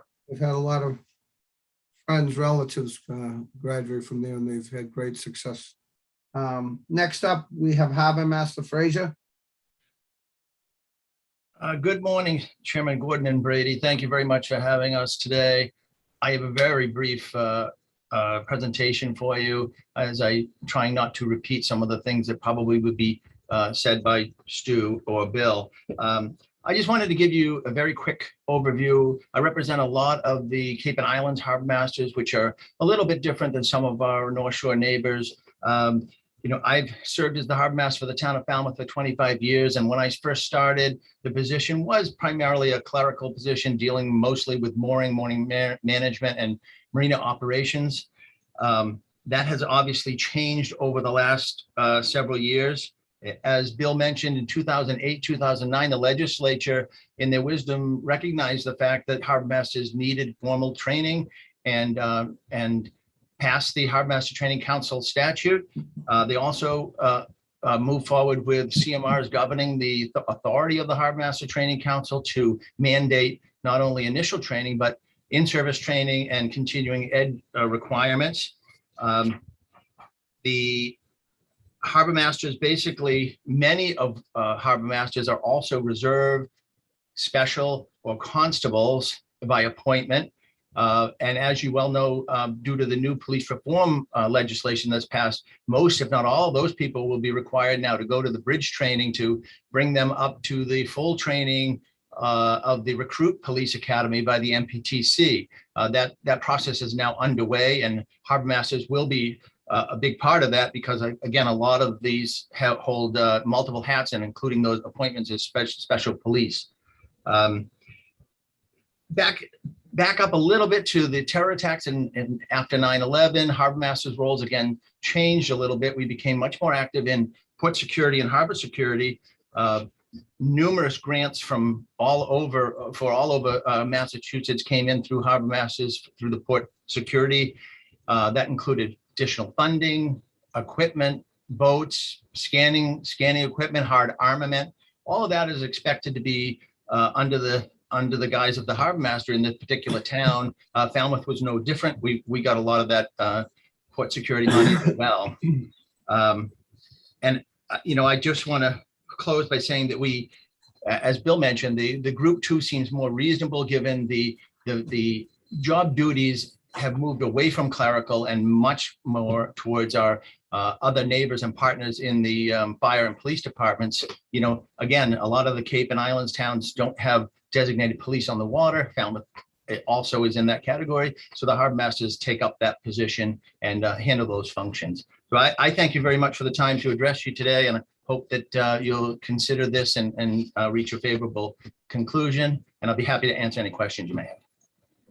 Thank you, Harbor Master. Seeing that, I'm going to go on to Harbor Master Smith. Yeah, good morning. My name's Stuart Smith. I'm the harbor master for the town of Chatham. I was appointed in 1999 as harbor master, and I was assistant harbor master from 1988 to 99. In Chatham, we have 66 miles of coastline. I think this is Chatham's a pretty indicative example of the communities in the Commonwealth. We have 66 miles of coastline. We have 2,400 mooring permits. We have a diverse maritime community of commercial fishermen and recreational boaters. Because of that diversity and challenges that we face here in the maritime arena, Chatham chose to add the harbor master to Group 2 back in the early 80s. So I am already in Group 2. but I'm in the exception. Most are in group 1. We provide the law enforcement and public safety for the town of Chatham maritime community. We do not have the police department or the fire department as do any patrol functions or responses. The harbor master provides that function with our Coast Guard partners here in Chatham and in Woods Hole. The harbor masters throughout the Commonwealth are required indeed to enforce Chapter 90B of the Mass General Laws, which provides the harbor masters with powers of arrest and enforcement of your boating laws, such as boating under the influence of alcohol or drugs, and provides arrest powers as well in 90B. That's further supported by excerpts in mass practice that provide for harbor masters description. I'll just read briefly. Harbor masters are generally responsible for patrolling the harbor, providing services, assistance to boaters, conducting investigation of boating crimes, and generally enforcing the rules of the harbor and the law. So also, and I just wanted to point out real quickly that the Massachusetts Criminal History System Board in 2001, under General Law 6 172A, designated the Harbor Master Department and some others in the Commonwealth as criminal justice agencies, providing access to the then Corey registrations. I think that's just further defines the Harbor Master's role as a public safety entity.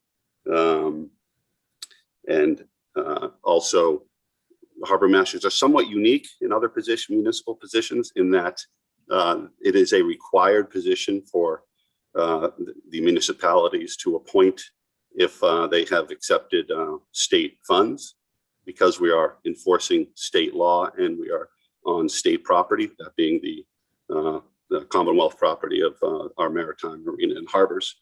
So thank you for allowing me to testify. And if you have any questions, I'd be happy to answer them. Thank you to all the harbor masters for their testimony. I have a kind of off the cuff question. As far as, I know you monitor the ocean close to the land itself. Is there many instances where you have to reach out to the Coast Guard or other entities for help? Sure. Sure, and I can speak for Chatham, and there's some other communities that have Coast Guard stations that are situated within their communities. We have a station here, and we work very closely with them. They're of course enforcing federal law, and we're enforcing state and local ordinances. And we also, in conjunction with them, respond to maritime emergencies such as boat fires, sinkings, or medical emergencies. Right. Thank you. I don't see any questions or comments from the panel, but thank you all for your testimony. Thank you.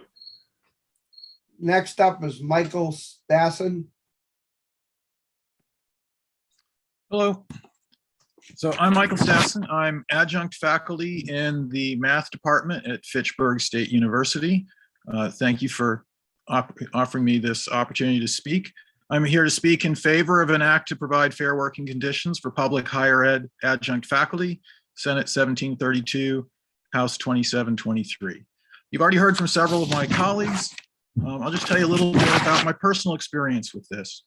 Before I moved to Massachusetts, I worked for the Indiana University, and there my employer contributed to my retirement plan and also to Social Security. Now that I'm in Massachusetts, of course, we have opted out of Social Security because of our state retirement plan. And yet my employer contributes $0 to my retirement plan. Because I'm over half time, 7.5% of my pay is deducted and put in the Capital Preservation Fund, which is 100% bonds and does not grow. And my money is locked there. I have no choice over that.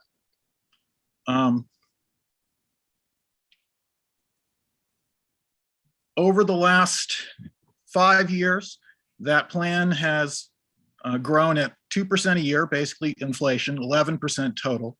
A proper moderately aggressive fund would have grown 110% in the same time period, 10 times as much. I, full-time faculty at Fitchburg State, teach 24 credits per year. I've averaged 30 credits a year since 2003, more than full-time. But because about 20 credits a year are for the undergraduate day division and 10 are for graduate and continuing ed, through the magic of pretending that those are completely separate, I'm classified as part-time.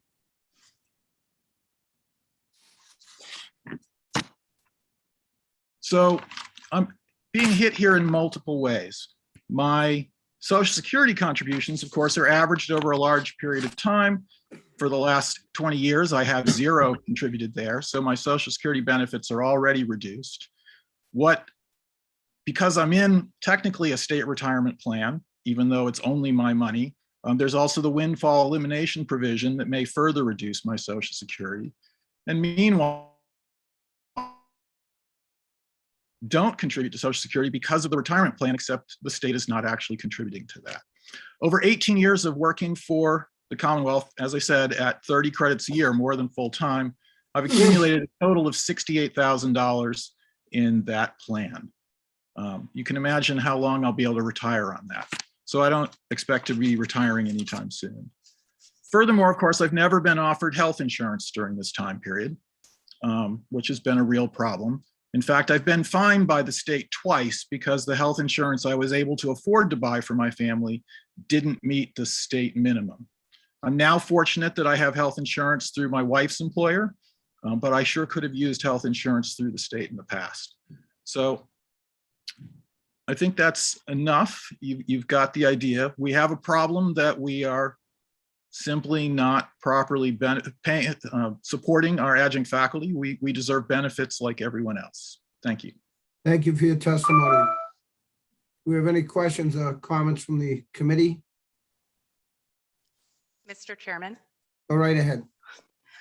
Michael is actually a constituent of mine in Leominster, and one thing that I really want to highlight is we often hear that adjunct faculty are piecing together jobs across multiple community colleges and state universities, and it's hard to figure out who their employer is. I think the piece of this that is particularly insidious is Michael Stassen works for Fitchburg State for all of his classes, and yet continues to be treated as if he's not full-time employed by the university.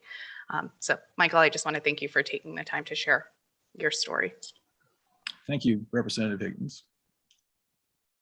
Thank you, Rep. Higgins. Anybody else? Seeing none, thank you, Mike, for your testimony. Next is Christopher Leon.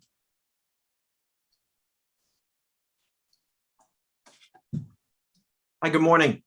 Good morning. Good morning, Chairman Gordon and honored representatives. My name is Chris Leone. I'm a 22-year veteran English and video production teacher at East Boston High School and an active member of the Boston Teachers Union. I want to thank the members of the Public Service Committee for granting me the opportunity to testify today on House Bill 4111, a home rule petition for the city of Boston intended to fairly address an important issue that affects more than 850 of our union members.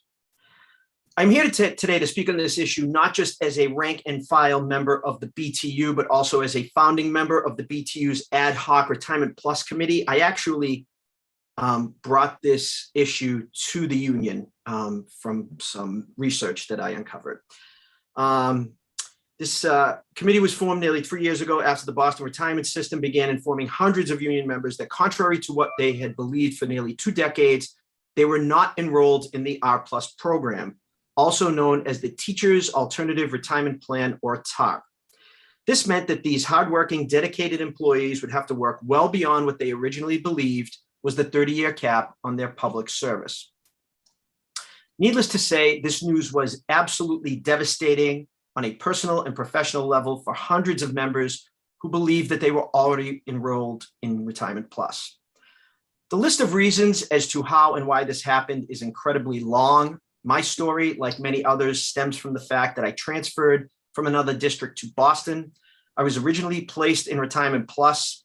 Every other week for 3 years, 11% was deducted from my check until one day I received a disbursement from the retirement board that simply stated overpayment. I had no idea what that meant. From that point on, 9 + 2 was deducted from my check. I never was informed that I was unenrolled in Retirement Plus, and my biweekly deduction was 9 plus 2 and still added up to 11. Can you see the confusion? There are many other troubling reasons as to why our members were left out of TARP. I am sure that they would be here today if they were not in the classroom teaching, but I am confident that those affected will submit written testimonies over the next few days to tell their stories.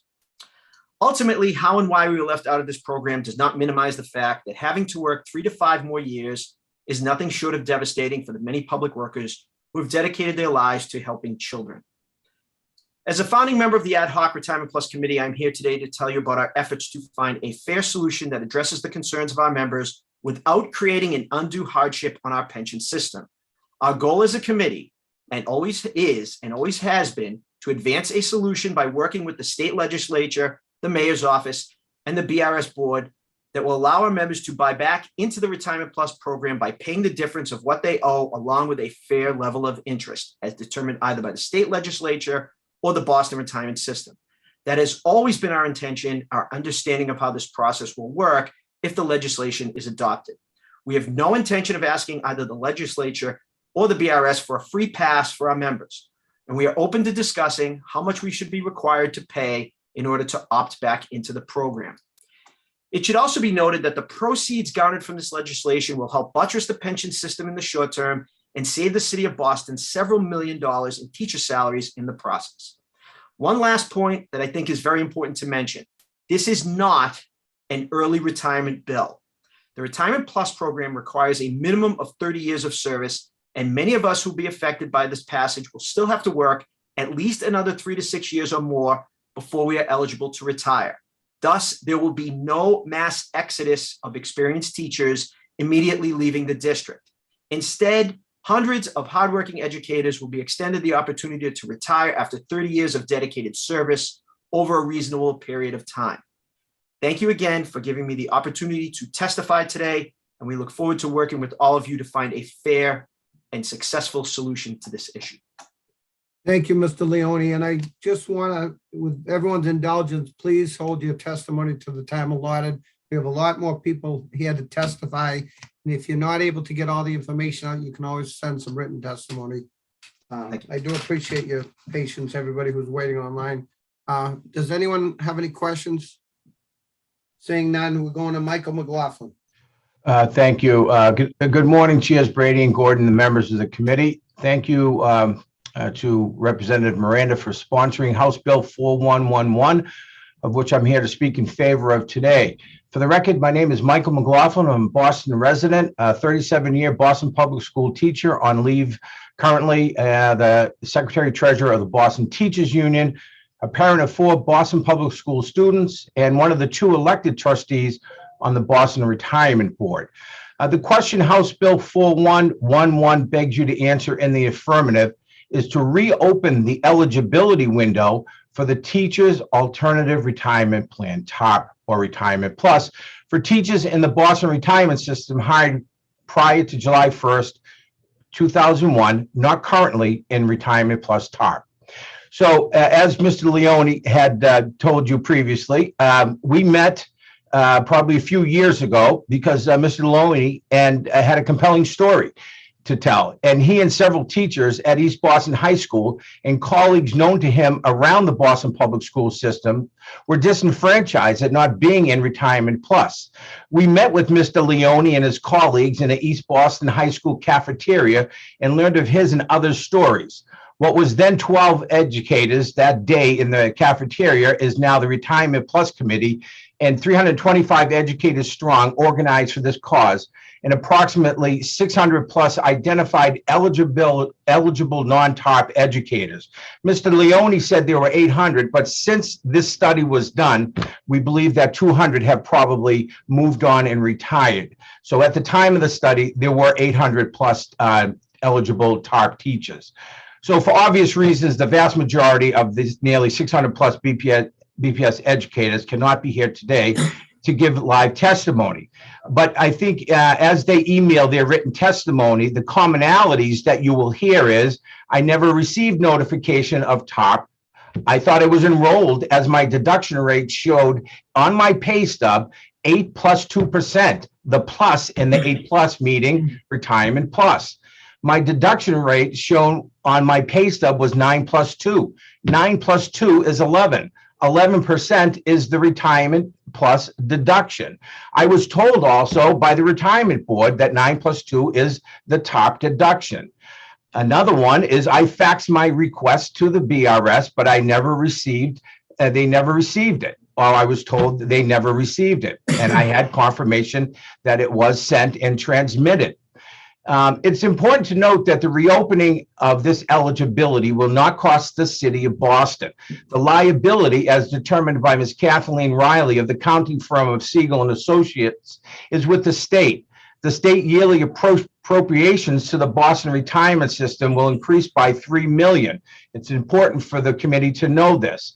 Boston and the public schools, if the House Bill 4111 passes, could save approximately $30 million in teacher salaries after these non-TARP teachers enroll in TARP, retire, and are replaced with the less costly new teachers.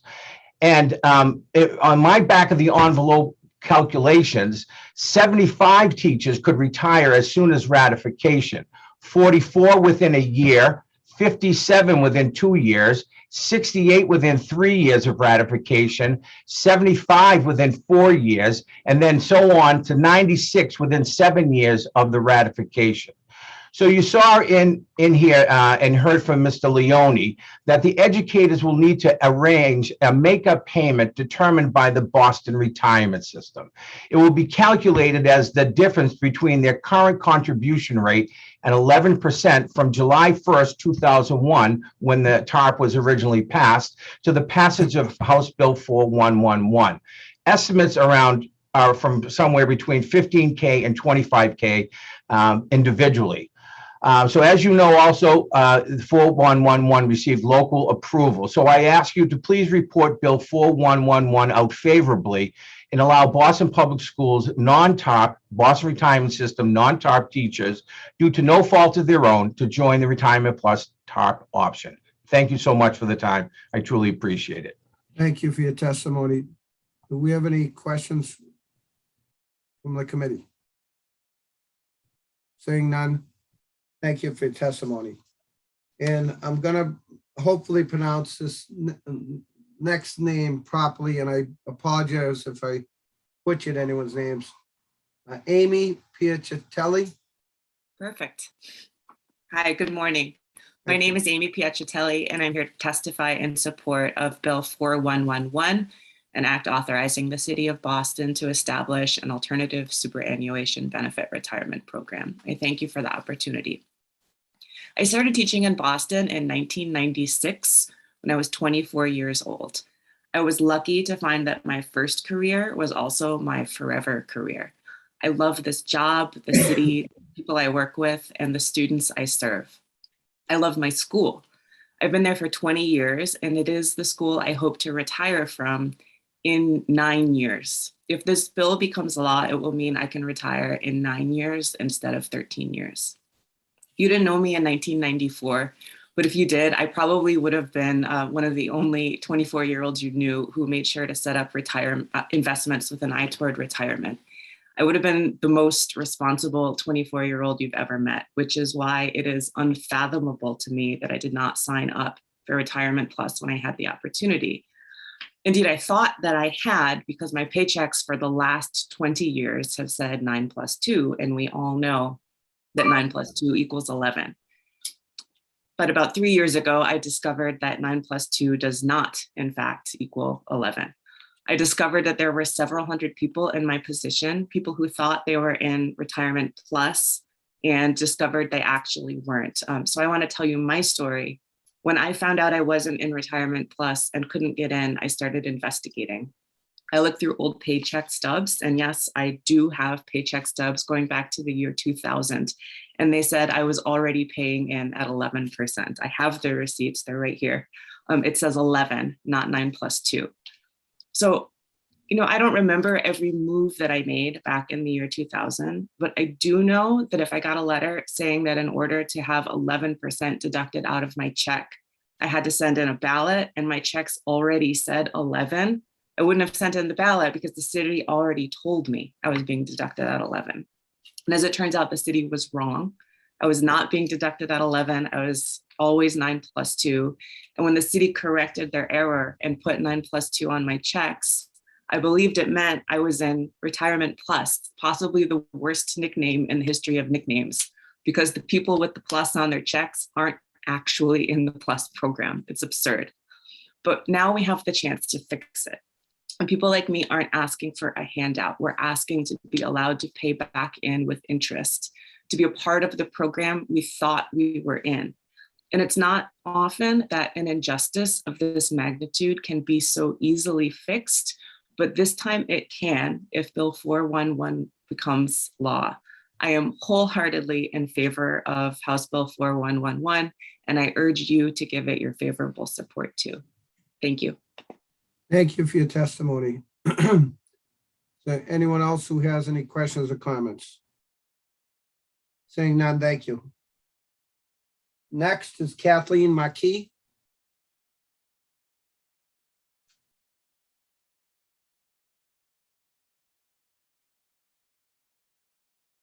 Kathleen Markey.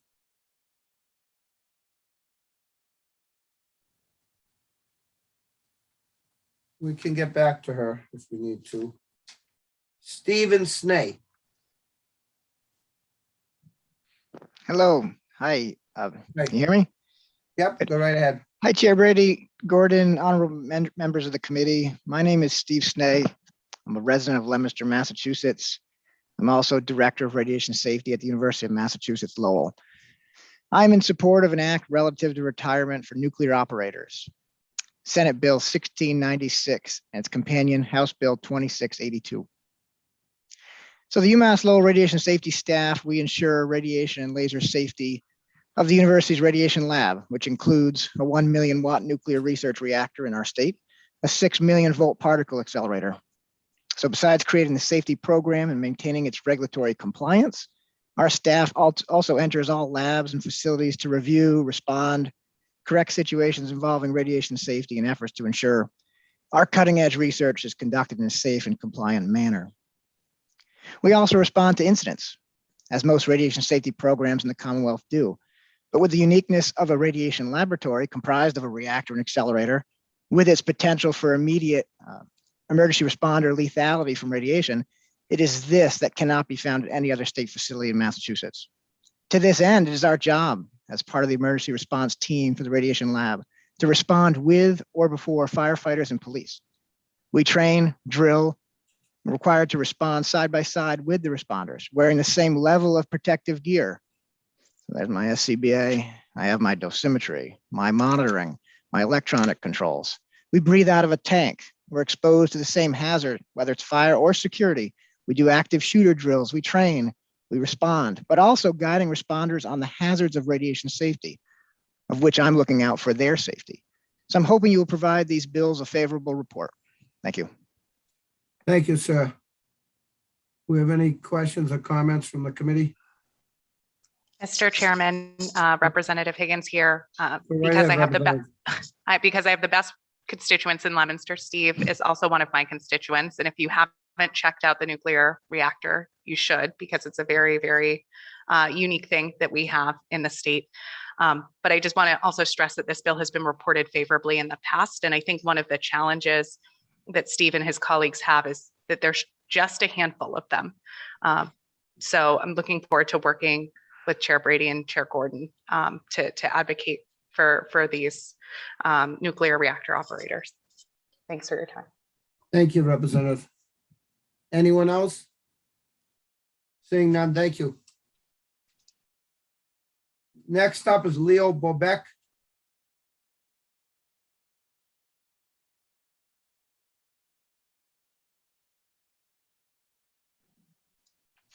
Chairman Brady, this is President Tom McKeever of SEIU Local 888. I believe Leo Bobek is having some technical difficulties at this time. But he'll be sure to provide written testimony in regards to Senate Bill 1696. Okay, thank you. While you're on the screen, Tom, why don't you go ahead and do your presentation so we can keep things moving then.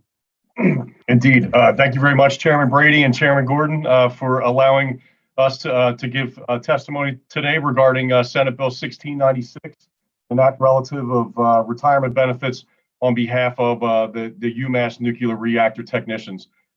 Just to piggyback on what Representative Higgins had mentioned, this is a very small group. We've been advocating for these folks for the past 3 legislative sessions. And what is different this next legislative session, we have an actuary that we could that will produce the minimal cost of taking this group from group 1 to group 4, and we'd be more than happy to present that to the distinguished members of the Public Service Committee. But our folks, in the spirit of research and science, they work under hazardous conditions, and they deal with elements such as uranium and cobalt, with their private partnerships that they forged within the Commonwealth, specifically like defense contractors like Raytheon. They allow these private sector companies to come in and use their facility, their educational facility, to test the thresholds of their product. And they essentially, this very small group of scientists and professors generate up to $500,000 to the University of Massachusetts Lowell.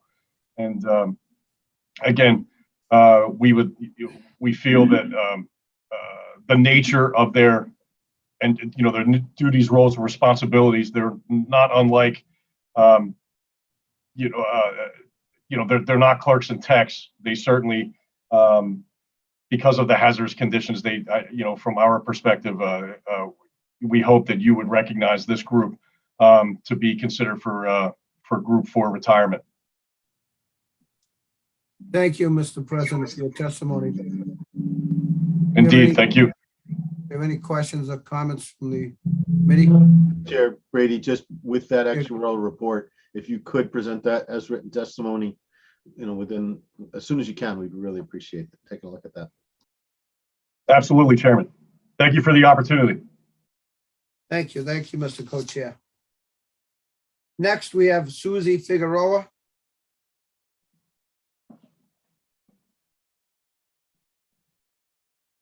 Is Ms. Figueroa still here? If not, I'll move on to Bridget Quinn. Hi, Chair Gordon, Chair Brady, members of the committee. My name is Bridget Quinn. I'm the Legislative Director for the Mass AFL-CIO. Thank you for the opportunity to testify today. I'll keep it under 3 minutes. I wanted to start by testifying in favor of House Bill 1304 and Senate 1694, an act to provide retirement security to care workers. This really important legislation would address a glaring issue for tens of thousands of family child care providers and personal care attendants in Massachusetts, none of whom have access to a retirement plan.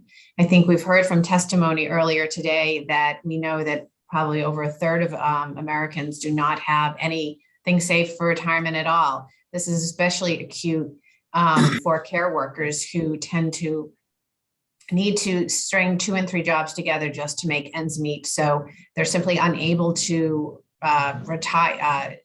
contribute to a retirement program. So this bill would direct the Department of Early Education and Care and the Executive Office of Health and Human Services to establish a 403B account for these workers so they can start saving for retirement, which is super important.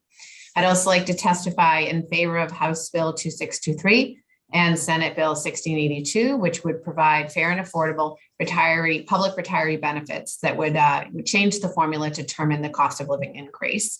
It would also make the maximum out-of-pocket healthcare costs for retirees not eligible for Medicare, at $2,500 for individuals and $5,000 for families. Our public retirees have worked their entire careers and they deserve to retire with dignity, and they should be able to live comfortably without worrying if they're going to be able to afford their healthcare bills or any other costs.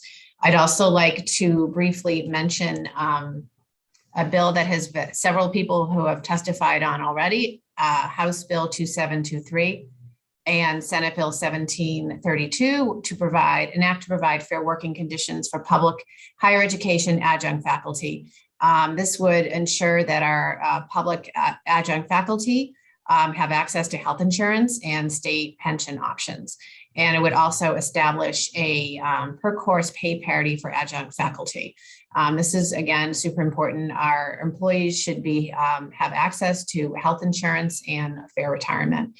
We'd also like to be recorded in favor of House Bill 2556, 2683, and 2705. I thank you for the opportunity to testify today. Thank you.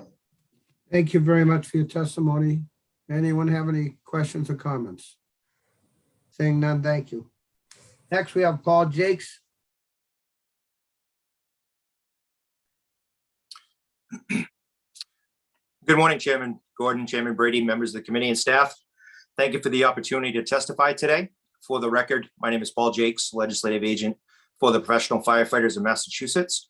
Joined here today by Craig Hardy, legislative agent for the professional firefighters of Massachusetts, Mark Sanders, Boston Firefighters Local 718 legislative agent, and Brian Tully, Boston Firefighters Local 718 legislative agent.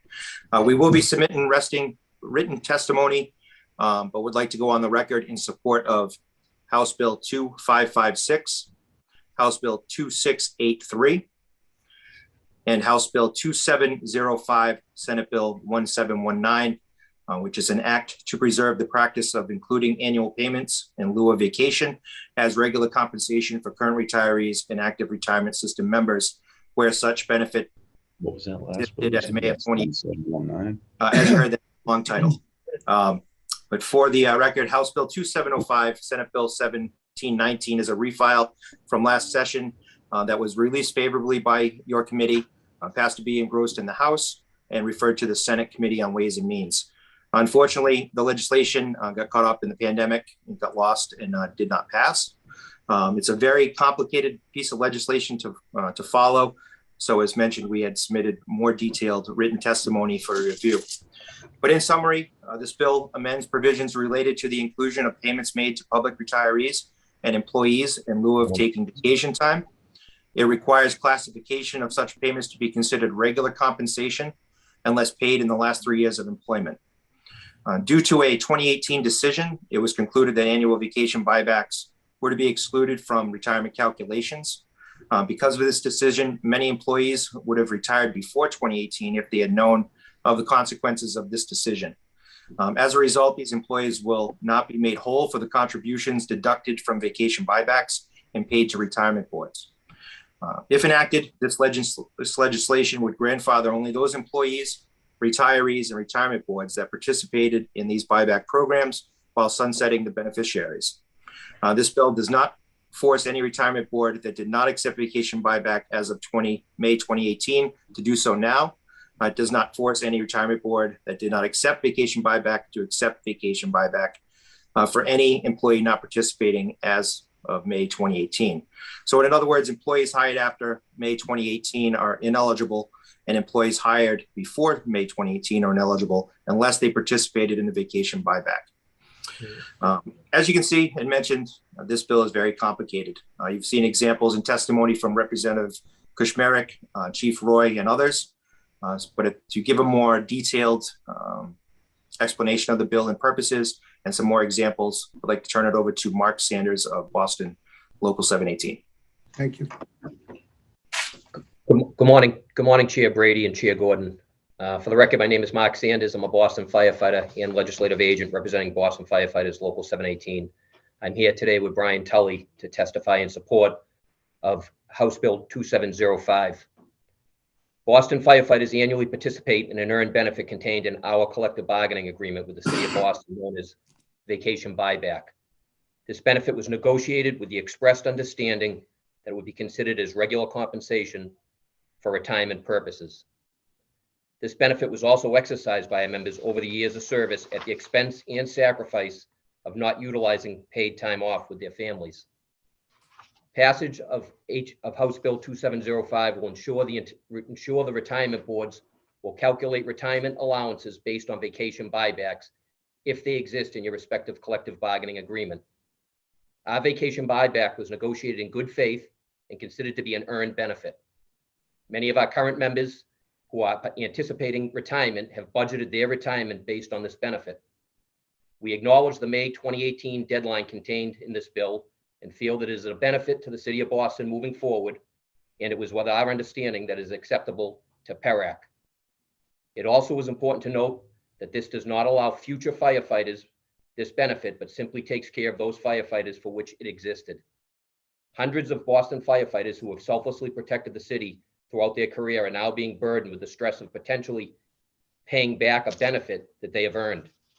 Many of these firefighters are on a fixed income, and the stress of this situation has directly affected their retirement.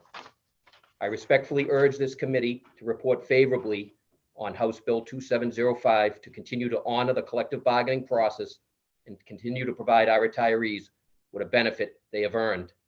I appreciate the opportunity to speak here today. I want to thank Rep. Kuchmarek and Rep. Cronin for sponsoring this bill. And I would also like to thank Chief Roy of Fitchburg Fire for his testimony as well. Thank you. Thank you.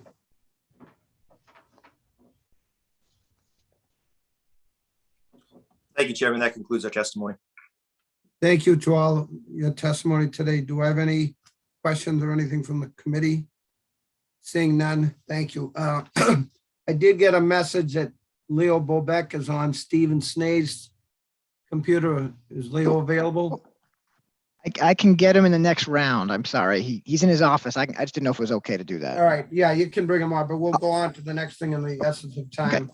We have Chief Mahoney. Is Chief Mahoney still with us? Good morning, Hi, Chief. Chairman Brady and Chairman Gordon. I appreciate the opportunity to speak this afternoon briefly on the House Bill 4193, an act relative to a petition for a special law regarding a fire cadet program for the City of Cambridge Fire Department. I would just echo the comments on the testimony made earlier by Personnel Director Sheila Keedy-Rawson. We look at this piece of legislation as an opportunity to generate interest, in particular for young people, particularly those in disadvantaged populations in the city of Cambridge, to move forward with an opportunity for a very rewarding career in public safety, specifically in the fire department, very similar to a cadet program that has been in existence for the Cambridge Police Department for several years. Thank you. Thank you, sir. Any questions from the committee? Seeing none, thank you. Leo Bobek, are you on? We'll get back to you. Next is Faye Ruth Fisher. Faye Ruth Fisher. Hi, Senator. Thank you so much. I'm here with my colleague, Chris Condon from SEIU 509 as well. Thank you to you and Chair Gordon and members of the committee for the opportunity to testify on retirement security for personal care attendants and child care providers, SB 1694 and HB 1304. For the record, my name is Faye Ruth Fisher. I'm the political director for 1199 SEIU in Massachusetts, representing more than 70,000 healthcare workers across the Commonwealth, including tens of thousands of personal care attendants. Home care and child care workers are the cornerstones of our economy, ensuring families, seniors, and people with disabilities can access the services they need to live with dignity and independence. No other moment has exposed this more than the pandemic, underscoring the critical nature of the work of these providers. Child care workers continued to be there for their families and children when guardians did not have remote work options, and home care workers showed up day and night for their consumers. Our economy would simply not function without these workers. Yet this workforce lacks access to benefits such as retirement that recognizes and values the people that do these jobs. Further, we know that care demands are increasing, and these are truly the jobs of the future care infrastructure. Meaningful benefits enhance recruitment and retention where there's already staffing shortages. This is also an equity issue. This workforce is made up of largely women. 3 of 5 workers are women of color, and 1 in 3 are immigrants. PCAs and childcare workers have consistently identified low wages and lack of retirement securities as top priorities for ensuring care jobs are sustainable. The recently released report, Reimagining the Future of Massachusetts by the Senate Committee on Reimagining Massachusetts Post-Pandemic Resilience, underscores these concerns and suggests that wages and benefits is a way of addressing some of these gaps. And Massachusetts policymakers can strengthen our care economy by creating retirement security for this unique workforce. We have both an opportunity to act and the financial resources to do so. We look forward to working with you to begin to create the infrastructure we need to strengthen our entire care economy. I thank you for your time, and I turn it over to my colleague, Chris. Thank you. Thank you, Faye Ruth. Thank you, Chairman Brady, Chairman Gordon. I also want to particularly thank what I'm sure is your staffs who have put us live on YouTube. My 12 and 10-year-olds were both excited to learn that Dad was going to be live on YouTube today. Not sure they fully appreciate what I was going to be doing, though. We're happy we can help. Thank you. Faye Ruth said it well. These are two groups of workers who do so much for to make the Commonwealth the place that it is. I'll highlight too, among childcare providers, and part of the uniqueness of those that we represent is they provide the childcare out of their home.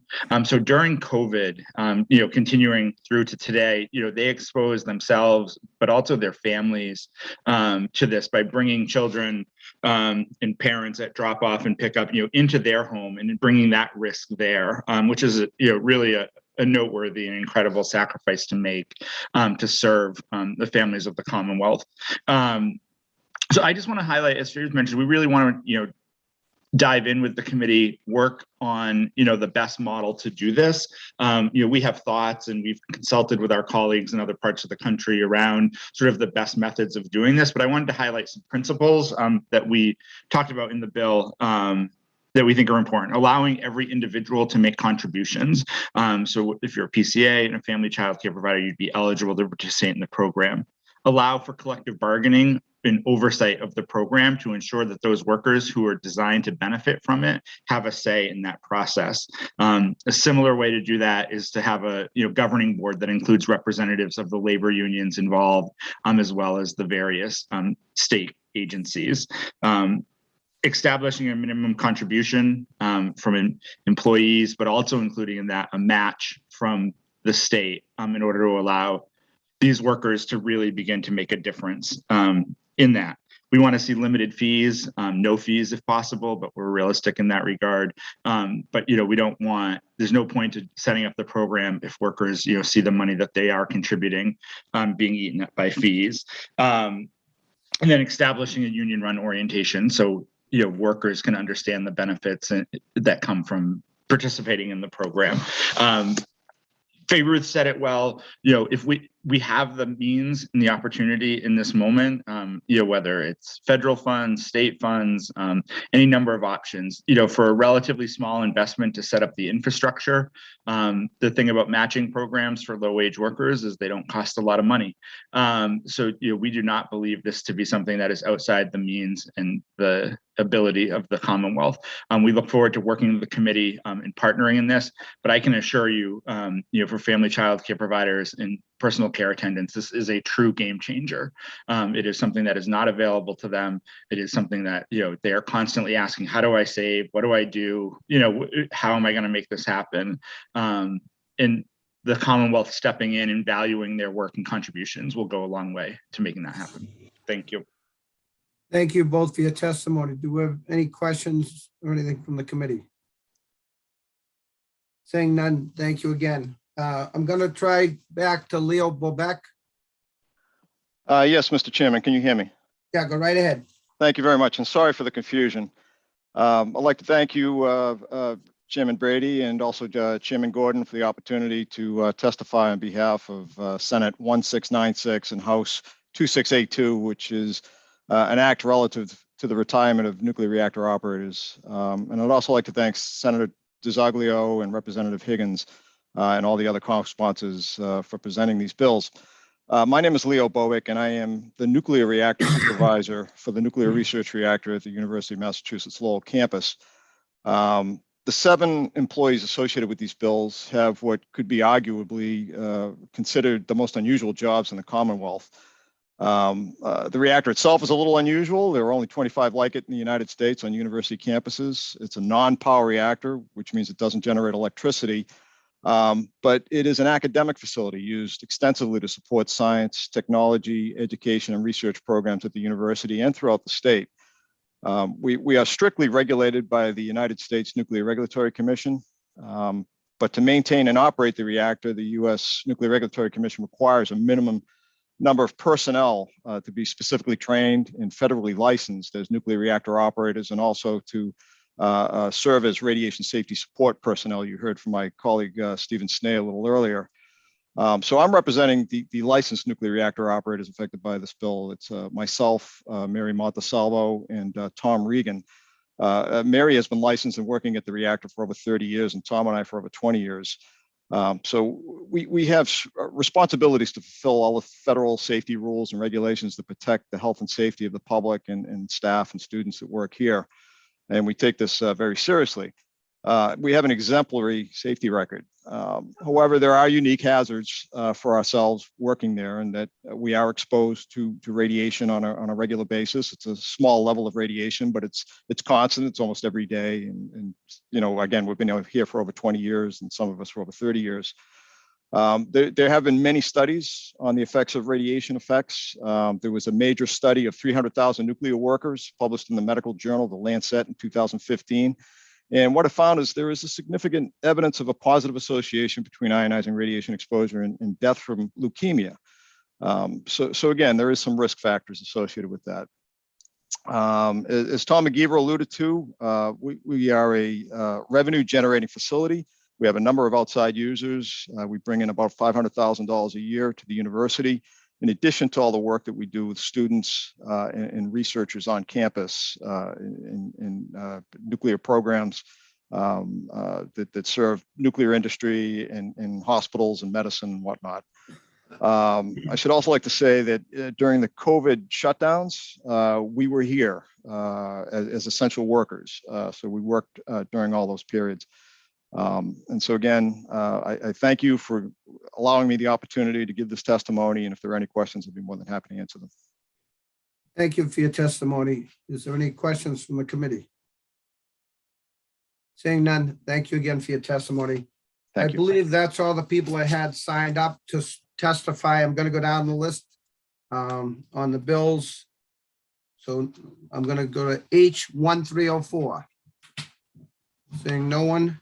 H2549, H2555, H2556, H2570, H2589, H2592, H2594, H2598, H2606, H2608, H2618, H2623, H2634, H2643, H2656, H2659, H2664, H2681, H2682, H2683, H2691, H2692, H2705,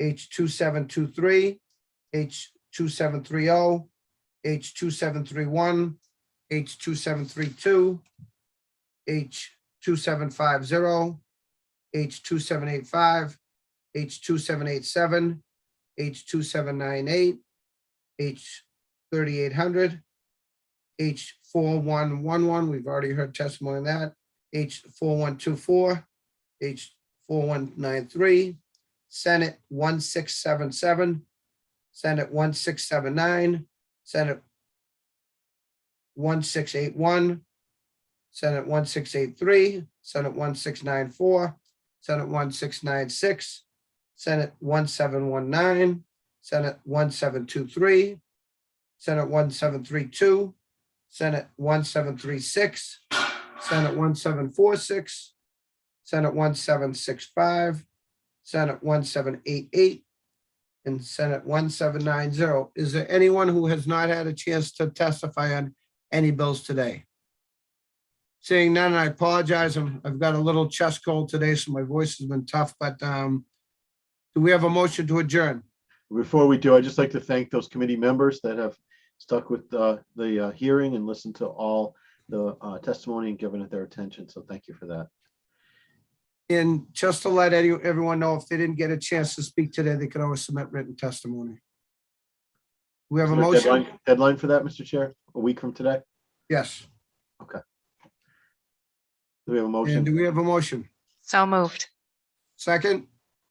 Second. A motion been made properly second. All those in favor of adjourning, say aye. Aye. Aye. Thank you, everyone. Have a good rest of the day, everybody. Thank you for your patience.